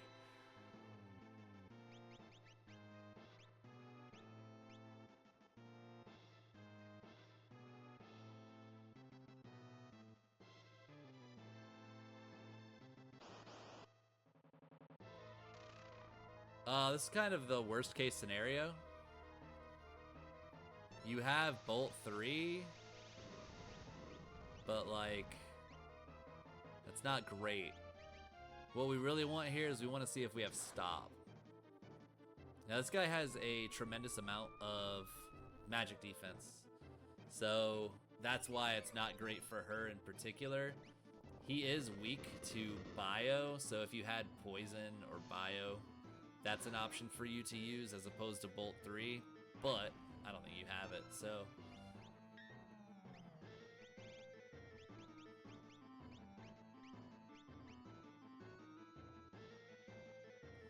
This guy is stoppable, so if you had Stop, you could use that on him and he won't do any attacks at all.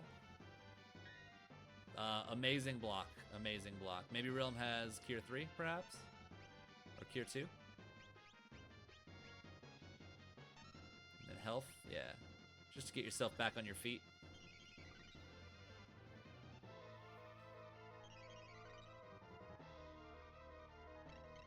Alright, so Strago's gonna be dead now. You can get rid of that Stop if you cast Dispel on Strago. If you use Dispel, it'll get rid of that Stop. And what it'll do is it'll stop him from getting blasted. But since you didn't have Dispel, or you didn't know that you had Dispel, I don't know if you do. If you had Dispel and didn't use it, then that's one way you can get around it. You're probably out of stop blaster range, but the issue here is that you are not outside of the getting blasted at 100% damage range from any spells that he does.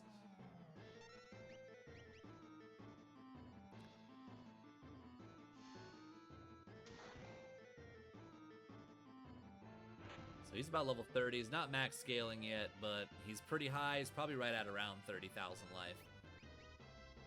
So you've done about 15 to 20 at most, so this is definitely going to be really sketchy. Oh man, yeah. This is a tough boss for Realm. Skip and see how we handle it.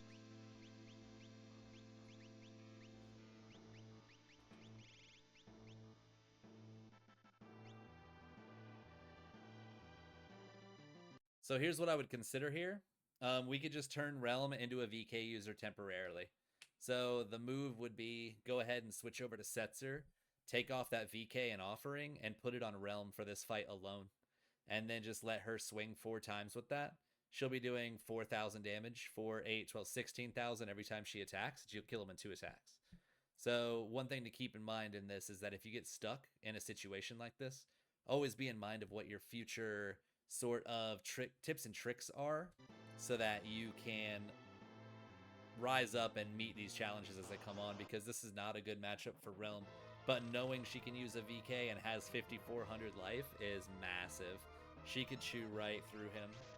A VK also cuts through a physical defense. So even though Poltergeist has really high physical defense as well, he's just got high defenses in general. A VK says it doesn't care. It'll just eat straight through all of his defenses and destroy everything.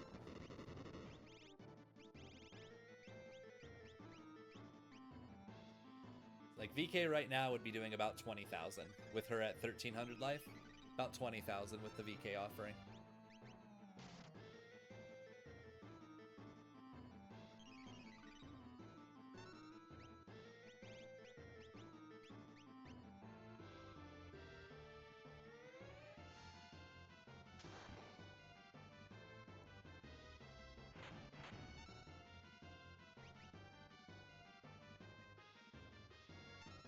So I know what this fight's going to continue to look like. So I'm just going to skip, and if you win, you win. If you lose, you lose. Alright, so we got through it.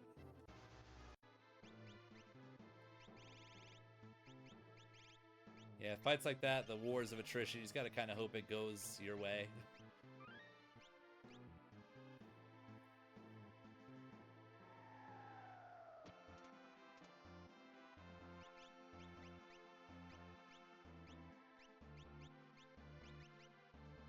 So he's like not that great. So I would make sure that Realm has 2 earrings. If she doesn't already, she does not. So she needs 2 earrings. Like imperative she has 2 earrings. But I guess the ribbon is fine, but I would go 2 earrings every single time without hesitation. I don't know what we have for Calmness Protection either. So I'm not sure if we've equipped any Calmness Protection or if we have any Calmness Protection. Same here, double earrings all day long. Earrings give you a bonus when you have 2. I don't know if I said that earlier. But 2 not only gives you the benefit of 2 earrings, but gives you a bonus on top of it.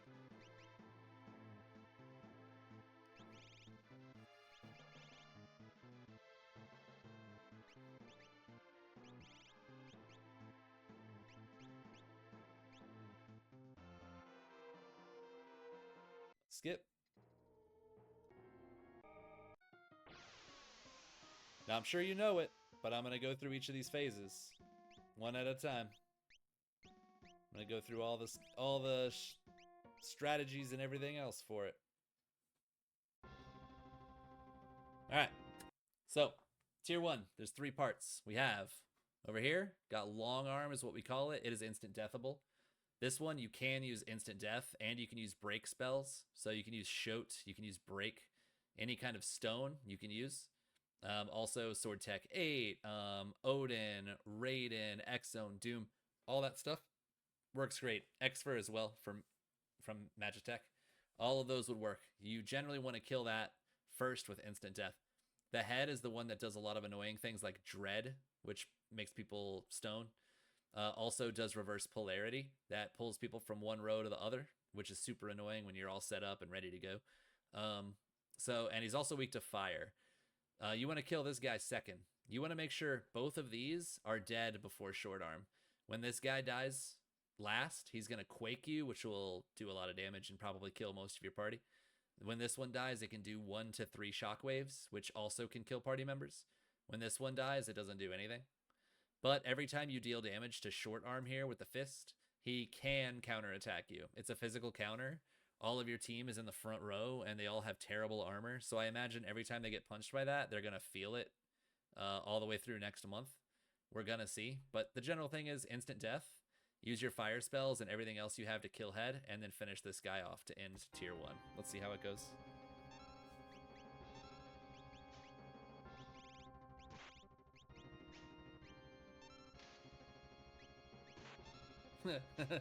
I didn't even think about the fact that you have wing edge that instant killed it. That's so good. Oh, look at you. All right, we got float strats. Yeah. Yeah, float strats, absolutely. If you're using untargeted deep or attacks like you are, then that's great. You can just attack whatever you want now, and whenever he quakes you, it's not going to matter.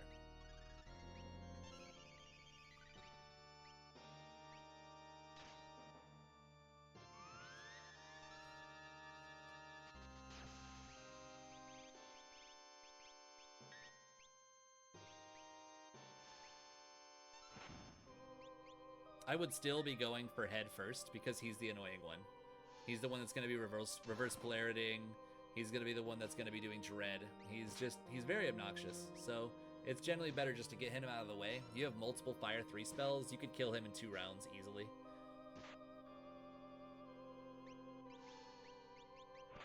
Like, you probably fire 3 head, it's going to do 9,000 damage with Realm.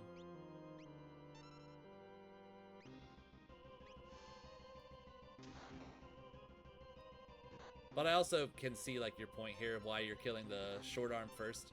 Because he's the one that's going to be punching you and you're in the front row. So, you know, getting him out of the way, you don't have to worry about his physical damage anymore.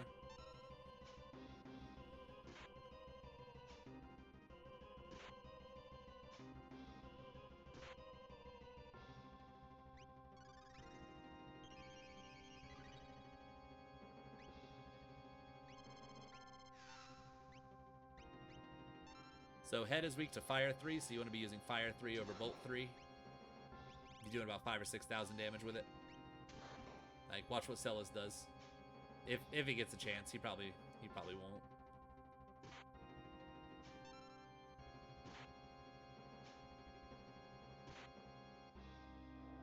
Yeah, so watch how much damage she does with this. That's without 2 earrings. So you can nuke the face of tier 1 super easy. I'm gonna skip ahead, no need to watch. Alright, so tier 2, we got ourselves 4 different targets. We have ourselves Tiger. We have Hit. We have Tools. And we have Magic. So let's go one by one. This guy right here, he's the one that's going to do his ice attacks. You got South Cross, which is going to be an area effect ice attack. He's got North Cross, which is a full target, a full party-wide potential freeze attack. If a character is frozen, there's only one way to stop them from being frozen other than time, and that's by casting a fire spell on them. But if you can't do anything about it, they just sit there and do absolutely nothing the entire time. This guy is weak to ice. This guy is generally priority number 3. And that's only if you can kill this person, but we'll get there. We got Hit here. Hit, he just punches. That's all he does. He punches. When he dies, he also punches 10 times in a row and then dies. That's really it. He's weak to bio. You don't have to use bio. You just use whatever to kill him. He's the least threatening and is generally the last one to die as long as everything else is set up the way it needs to be. We have Tools right here. She's going to do robot-based attacks. She's got missiles. She's got lasers. She's got all that sort of good stuff going on. Just very, very rude. With her, she can be instant deathed, but she cannot be broken, so no stone, no shoot, no break, none of that stuff. You can only use any of the instant deaths. Sword Tech 8, Exfer, Doom, X-Zone, Basically just all that stuff that instant deaths. You could do that on her. Otherwise, she's weak to Bolt, like most robots are. So you could use Bolt 3 on her and kill her that way if you don't have Doom. But I know you do have Doom, so hopefully you use it. And lastly, we have Magic. And what Magic does is he casts Magic. But the funny thing is that you can mute him and he can't do anything. So let me go over priorities. First, you want to go ahead and mute Magic. You want mute. Either you have Siren or you have the spell mute and you use it and you mute him and shut him up. He does area effect spell attacks. They all really hurt. He's super rude. You just want to get him out of the way. You want to go ahead and Doom her second. Get her out of the way. That's area effect spells gone. That's area effect abilities gone. Can't do anything. Those two 86th. Go over here. You have yourself a Tiger who's weak to ice. You don't have ice, but who cares? He just needs to die. He is annoying when he's at normal life, but at about under 50%, he gets super annoying, and that's when you have to worry about things like Doom Tusk. Doom Tusk will cause somebody to be zombied, and then they become out of your control, and you have to revivify them to get them up. Otherwise, they're just there forever, and there's nothing you can do about it. I don't think you bought very many revivifies, so if you get Doom Tusk, they're just kind of dead for the rest of the fight. So he is priority number 3 in this situation. After that, you go ahead and kill Hit. Now, what if you don't have Mute? What if you don't have Instant Death? The order is still the same, but it's going to be killing them differently. I would kill Magic first because he's brutal. Actually, no. You know what? I would kill Tools first. She dies easier, she has less life, and she's weak to Bolt. So she would be the easiest one to kill first, and it gets rid of a major source of area effect damage. I would then go ahead and kill Magic. He has 40,000 life, so it's a lot of life. But getting him out of the way will save you a lot of time over the course of the fight when he is just brutalizing you with Fire 3 spam. Not to mention Quarter, Stop, and other stupid crap that he can throw out. Muddle. He's really, really gross. Kill him. Then it would be Tiger and then Hit. If Tiger has been damaged a lot and you think that he's below 50%, no matter what time of the fight it is, you need to kill him first. Doom Tusk will ruin your whole life. Your whole run will be ended by Doom Tusk. So as long as you're not damaging him, he could be mostly ignored. Obviously, North Cross can happen and screw you. It's just a risk you got to be willing to take because these two are a bigger threat, if you ask me. But let's see how we handle it.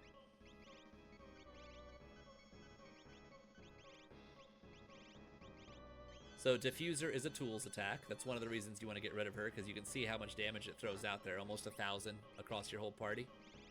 Oh, there was Siren. You should use it. You should use Siren. No, don't care. Siren. we want Magic to shut his face. Siren is the mute Esper. That is one of the ones you want for the end. You want Siren for mute. You want Odin or Raiden for instant death. And you want either Fenrir or Golem for Calmness Protection Tier 3. So in this case, you have Siren, so use Siren. You have Doom, so use Doom. Actually, he just tried to cast Muddle and it failed. Did I miss that? Hold on. Did you cast Mute like right in the beginning? Hold up. I probably missed that while I was just talking. I'm curious. Don't mind me. I'll fast forward it again afterwards. Oh, yeah. Totally, completely missed that while looking at the spells that were going on. Apologies. You did great. Doom would be next. So Doom on tools is definitely the second order of business here. It's also possible that your Wing Edge does it for you. All right, let's see how it goes.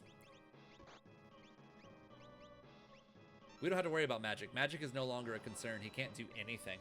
So he can be completely ignored until you're ready to kill him.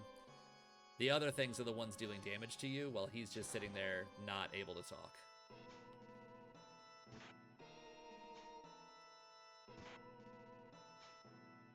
And listen, on Kefka, weight tricking is what makes Kefka about probably 2 or 3 times safer. I didn't harp on it right now, but I'm gonna say, if you don't learn how to weight trick, you will never get very good at this game. I say that in the nicest way possible. When it comes to Final Fantasy VI, weight tricking is the single most important skill you can learn to abuse the ATB system of this game, which is what allows you to do things at low level. It's what allows you to do things with low power and do it as safely as possible to avoid wiping. So I'm going to recommend wholeheartedly that after you watch this video, you also watch the weight tricking tutorial video that I'm going to send you, and then you make a very concerted effort to utilize it at every given opportunity until it becomes second nature. There is a reason why every single player that's good at this game will do it, and it's because it is just that broken. It allows you to make bosses attack half as much. So you will get more than double the attacks on them that they normally would, or that you normally would. Which you can imagine how much safer that is, and that you can control the battlefield so much more by keeping up on that. So to get better at this game, that's a number one thing, number one priority to learn and get good at as you do your runs. You're not going to get good at it right away. It's going to feel really unnatural. It's going to feel really weird. But I promise you, give it 5 or 10 seeds, and it just starts to become a thing you do. But the problem is you got to get yourself to do it. You have to tell yourself, I'm going to do it, and then you have to do it. It's like anything else you don't want to do.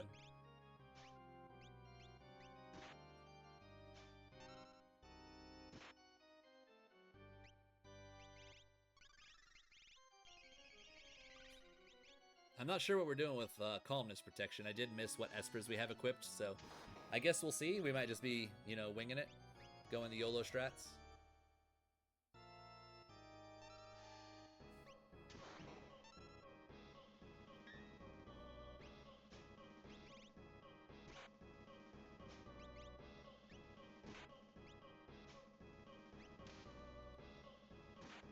All right, you got the freebie kill on her there with the wing edge. Oh, yeah, she died. All right, so we saw a quarter come out. That means Magic's almost dead. So even though he is muted, he'll still try to cast spells. Once he starts getting them off, you know he's either within 5,000 damage of death or dead. So he just died. That's good. You're at a good amount of life, so you should be pretty safe from 10 hits, though you are all still in the front row, which is pretty terrifying, I gotta say.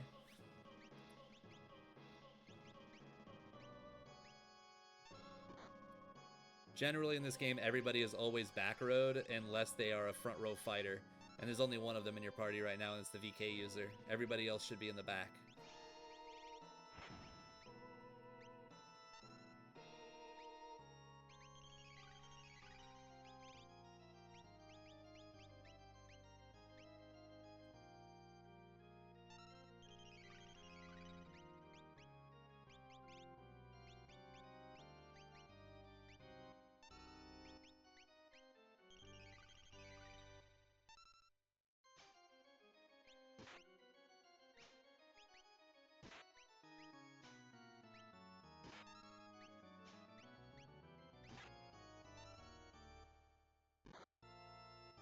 This is where it gets scary because of the front rowing. But it looks like the main one to be scared for is going to be the VK user, which has been mostly spared. Alright, those are really good aims. I mean, Setzer could have very easily died. We don't want to heal Setzer here. What we'd love to do is just have Setzer attack first, so that he can utilize his VK damage, because he's hurt now. Just have 4 extra attacks doing an extra 1,500 damage apiece is pretty good, and you can heal afterwards if you're worried about it. Alright. Tier 3. This is the bane of everyone's existence in this game. This is what makes people want to stop playing this game, is not properly working through this phase in particular. We only have 2 things. We got Girl. She's the female bust up here on the upper left. She's got 9,999 life and absorbs all elements. So you need to be able to do physical damage to her one way or another to kill her. That looks a lot like any kind of non-elemental spell, like Merton, Meteo, Grand Train, Quasar, Flare. All of those, Meteor, would all work. Or using attacks. So in this case, you have your VK user, and that's about all you have. So we can't use any magic on her. You have to kill her first, because if you kill the guy in the front, Sleep, first, she will life to him and bring him back up to full life. It's not what we want. Your number 1 priority here is kill Girl. She also casts Whirlwind, which is a heal, so she needs to go first, do 9,999 damage, and kill her. We have Sleep here. He has 40,000 life. That is very important to know. 40,000. Very important number. Commit it to memory. So how this works is, He will cast some. He's pretty slow, but the attacks that he does, he'll throw a Merton every once in a while. He'll throw a physical attack every once in a while. He'll throw a whirlwind every once in a while. He's kind of annoying, but he's not going to immediately kill you. Once he gets to about 28,500 life, I know it's ridiculous. I just remember it as 29,000. Once he's at about 29,000 life, he will start his Meteo train counter phase. So that's when he starts dropping Meteos. That's when he starts dropping train, which train is going to blind and silence everybody in your party, which is not great with your magic heavy party. The goal here is always to get him as close to his Meteo threshold as possible. Once he's in his Meteo train phase, every time you hit him, he has a chance to counter with Meteo or train. Every time his ATB is filled, he has a chance to Meteo and train. So this is again where weight tricking makes everything much safer, because you might get a Meteo after every 1 or 2 of your attacks, as opposed to getting an attack from 2 or 3 of your characters if you need it. So the goal here, you need to have calmness protection. Hopefully, you want to put up your life 3. You want to put up your golem. You want to put up your Fenrir. You want to get them up to about 28,000 life. And then in this case, you have a VK user that can attack 4 times for about 2,500 if he's damaged, maybe more. And you try and do that additional 11,000 damage in 1 hit. If you cannot do it in 1 hit, you need to be prepared for it. If you don't think you're going to kill him, wait for him to attack first and then do your attack. What that will do is he will go into counter phase, cast his Meteor Train, and then his ATB will not be full. It will be pretty low, and you don't have to worry about getting double Meteored. At that point, you need to make a decision how to kill him. Either cast a spell, use your strongest attack, or crack a shield. This is assuming you cannot break the damage cap and cannot get him to 40,000 damage in one go, from 29,000 to 40, so that 11,000. So it's important to know how much damage can you put out, so that you know how much damage to push him to before you go for the kill. So always be mindful of how much damage your damage cap breakers are doing. Setzer is not really breaking the damage cap very well right now, so he can't be relied upon. It's probably better to assume you're going to push him into Meteo phase and then kill him by cracking a shield, or maybe using your offering user one more time, since offering does make it where blind will not, you won't miss anymore. Offering gives you a 100% hit rate whether you're blind or not, doesn't matter. So this is perfect. This is great. We would rather not heal Setzer here and just let him attack, because he's at 300 life. He'll be hitting for about 12,000 damage right now. So this is one of those spots where order of operation would have been really good, and that Setzer could attack first and then you could heal. And that's knowing that Sleep isn't going to do a whole lot. He's pretty slow.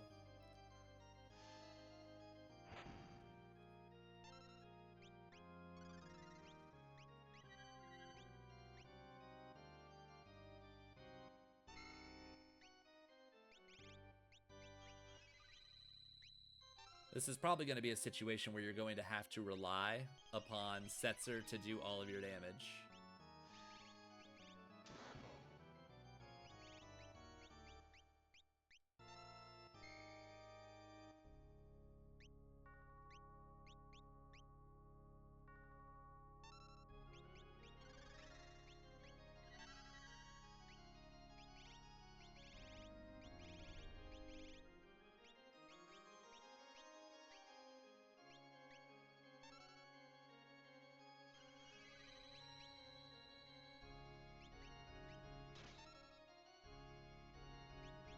So the reason why you're healing her right now is Mog has a Pearl Lance on, which is a Pearl element.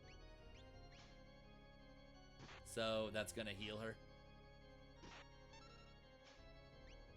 Celis has some kind of heal elemental rod on, probably a fire rod, which is gonna heal.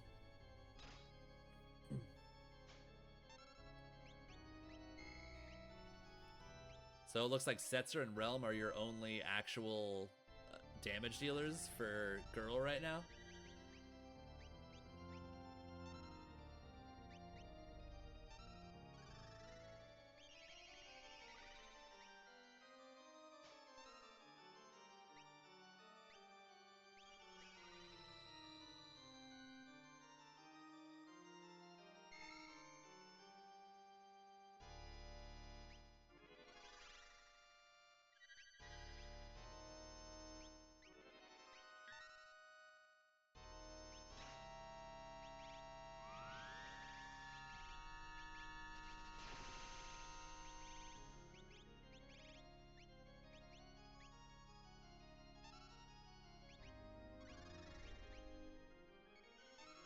So it's looking like we might be coming to the realization that Setzer is the one. She's back at full life because of Whirlwind right now, so we got to do enough damage. This is also where, again, weight tricking would stop her ATB from filling while you're acting, while your characters are doing things. Because whenever she fills her ATB, she could just be like, you know what, I feel like Whirlwinding, and heal herself to full again. So that's the weight tricking is what stops that from happening and gives you more attacks to deal with her situation. I don't have much more to say about this phase right now. I'm gonna skip ahead. Since I know you're just kind of healing and hoping you can kill Girl before anything else happens. I'm just gonna wait until I can tell she's dead, and then we'll see what happens with Sleep later. She might actually already be dead. Let me see if Wing Edge. All right, so I think you got her down. Yeah, you must have.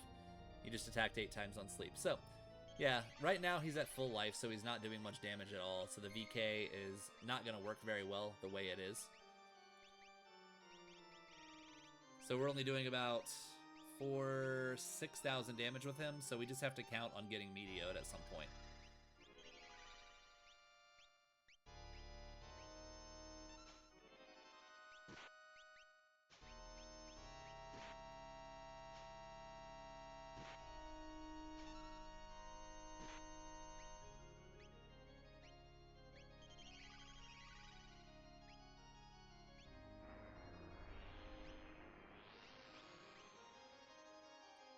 His accuracy with his whirlwinds is awful right now. It's actually got really low accuracy, but it's just crushing you.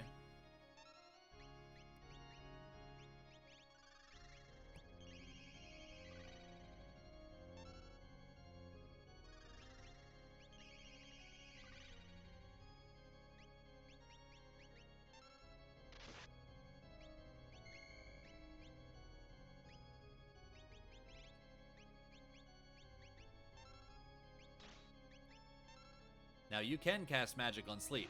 So this is where I would recommend throwing some I guess you can't because you're getting low on MP, so I guess that's not really an option. But you can definitely cast spells on him.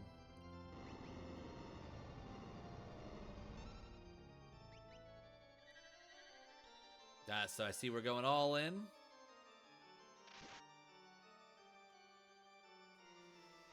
Which I think is actually fine because Setzer is going to attack with low life, which is what we want. Because that's where VK is going to start shining with his 3,000 damage. So, yeah. So this exemplifies why you want to keep your VK user at low life. Because you can see, you know, doing 14,000 damage is definitely better than the previous 5,000. So that will help you get through that. Very friendly. Good job that you did the Life 3 preparation. I'm very glad to see that he didn't decide to just completely hammer you with Meteos. So what happened was he did Meteo on the first, when you first pushed him into it. And then you attacked him again and he did nothing. And then his ATB came up and he did Train.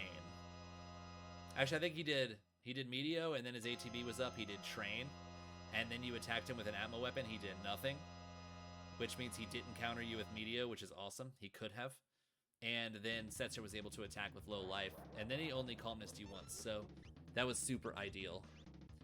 Alright, final Kefka. First of all, the one thing I would say, your VK user is low on life. Take full advantage of that. Attack with him first, and then worry about healing. Kefka is the only thing he wants to do right now when this fight starts, is he wants to do Fallen One. When his ATB is full, he's going to reduce you all to 1 life. He's not going to attack you. He's not going to do any damage to you.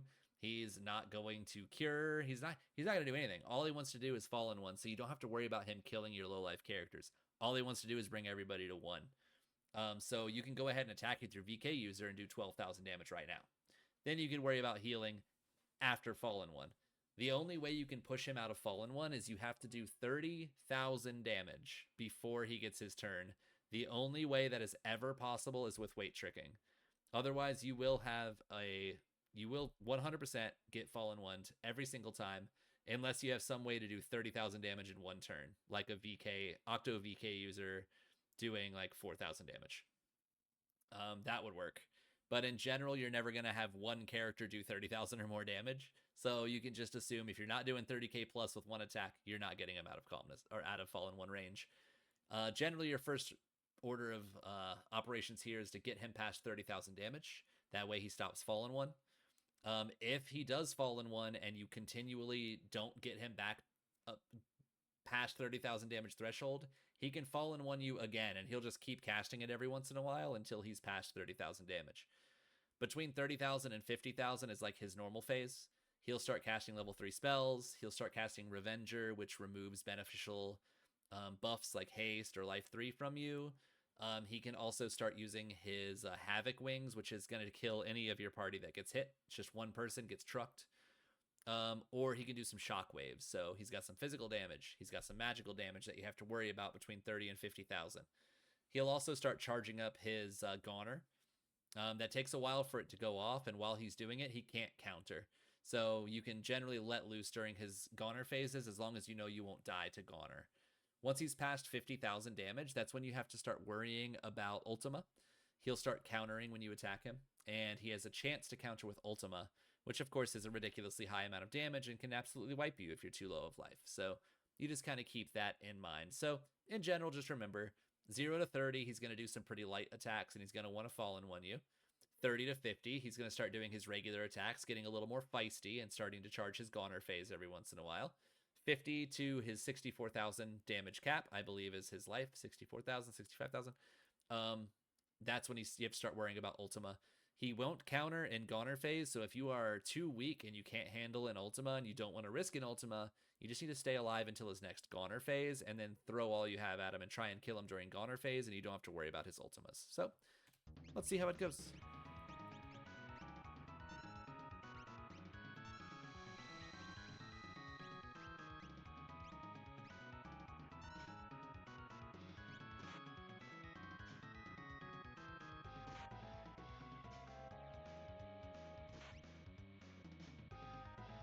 So, yeah, it doesn't matter if you do Cure 3 right now, he's just going to straight up, as soon as this is done, he's going to Fallen One. And then you can Cure 3. Yep, very nice.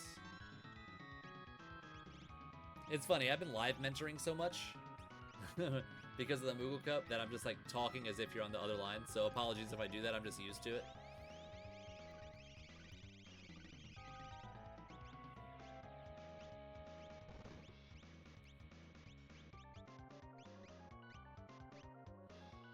So, fun fact, Offering makes you have 100% hit rate. You can't miss. So, you can be blind all he wants. It does not matter.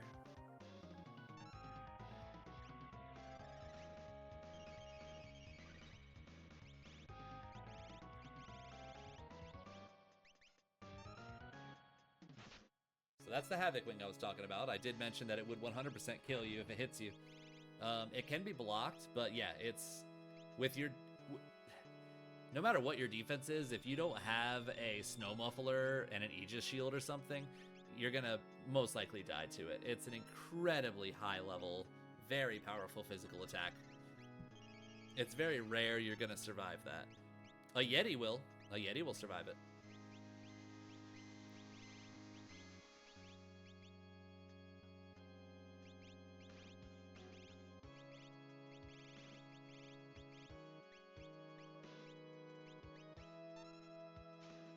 So, I hate to say it, but if you recall early in the seed, I did mention buying all those curables and things that you could have on hand.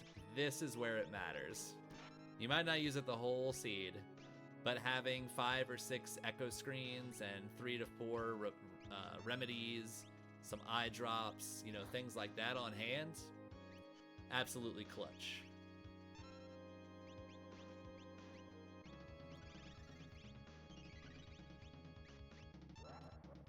So we are running the risk of getting Fallen One once more. We have done about 12, 35, 56, about 20,000 damage now.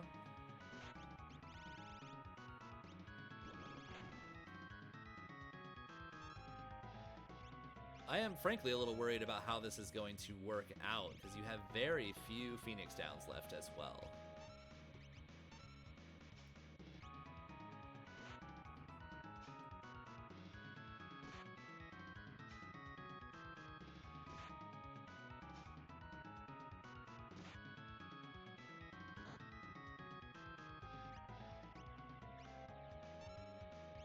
At the very least, he has now passed the 30,000 mark.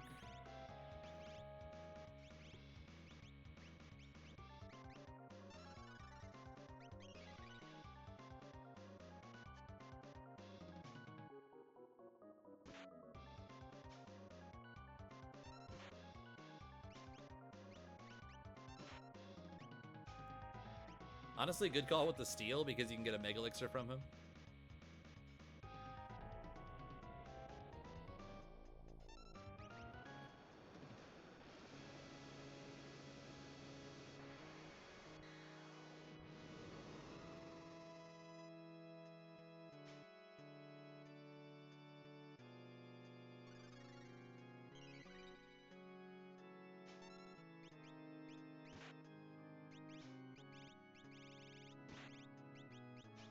Yeah, down to one Phoenix down. And a Moogle and a Setzer, but Setzer's throwing down now. Got about 12,000 damage. Alright, yeah, there you go. That's the VK for you. I can't believe I won that. Yeah, that was pretty wild. You did not have a whole lot left, and he just didn't do a whole lot. No area effect spells. You had more than enough cure, thankfully. The only thing that was really going to kill you is an Ultima or Havoc Wings. Like a double Havoc Wing would have been a huge problem, especially if it hit your VK user. So there was some things he could have done, but overall, I think he was pretty passive for you, which is good in the situation that you were in there. But yeah, overall, I think the main things that could probably be worked on are things like routing around the world. Sort of your loot phase was a bit scattered around the world a little bit, so kind of planning about the route that you want to take, where you want to loot, and the best way to do so would be really good. The other thing would be always keeping in mind sort of what builds you want to be making throughout the course of the seed. Always be thinking, what is this guy going to do, and how do I build toward it? You know, if you can determine what that character is going to do, then you just stick with it. You know, it might evolve later. You know, you might have buffed this person up for magic a lot, but you just don't find a whole lot of magical items, but you do find a big sword that can equip. Well, you have to pivot and say, all right, well, this character's now going to be a big sword user. They're the only one who can use it. Let me get a gauntlet. Let me get an Atlas armlet. Let me get a hero ring. Let me get something that can get that online. Or, you know, I have a bunch of level 3 spells, and I have a character like Realm with 50 magic power. That's my magic caster. That's all she's doing the rest of the seed. Bam, we're done. When that VK came into being with the offering and everything else, if Realm was the only one able to use that VK, I would have pivoted her straight into a VK build. But as it stood, we had a VK and a plus 100% offer, or plus 100% Esper, and a experience egg. I'm ready to go ahead and make somebody a VK user just with that. If an offering shows up, great. If they don't, I'm still slapping 9s down during Kefka. One time every time. Put a haste on them, 9,000 over and over. Nothing to scoff at. So always be thinking, what's my character's job? How do I build to it? What do I need for this? What am I looking for? The other thing is sort of keeping in mind your early game shopping. I'm going to put a little shopping list for you. Some things to do, some priorities of what you need to be looking for and what you need to buy and why. Earrings.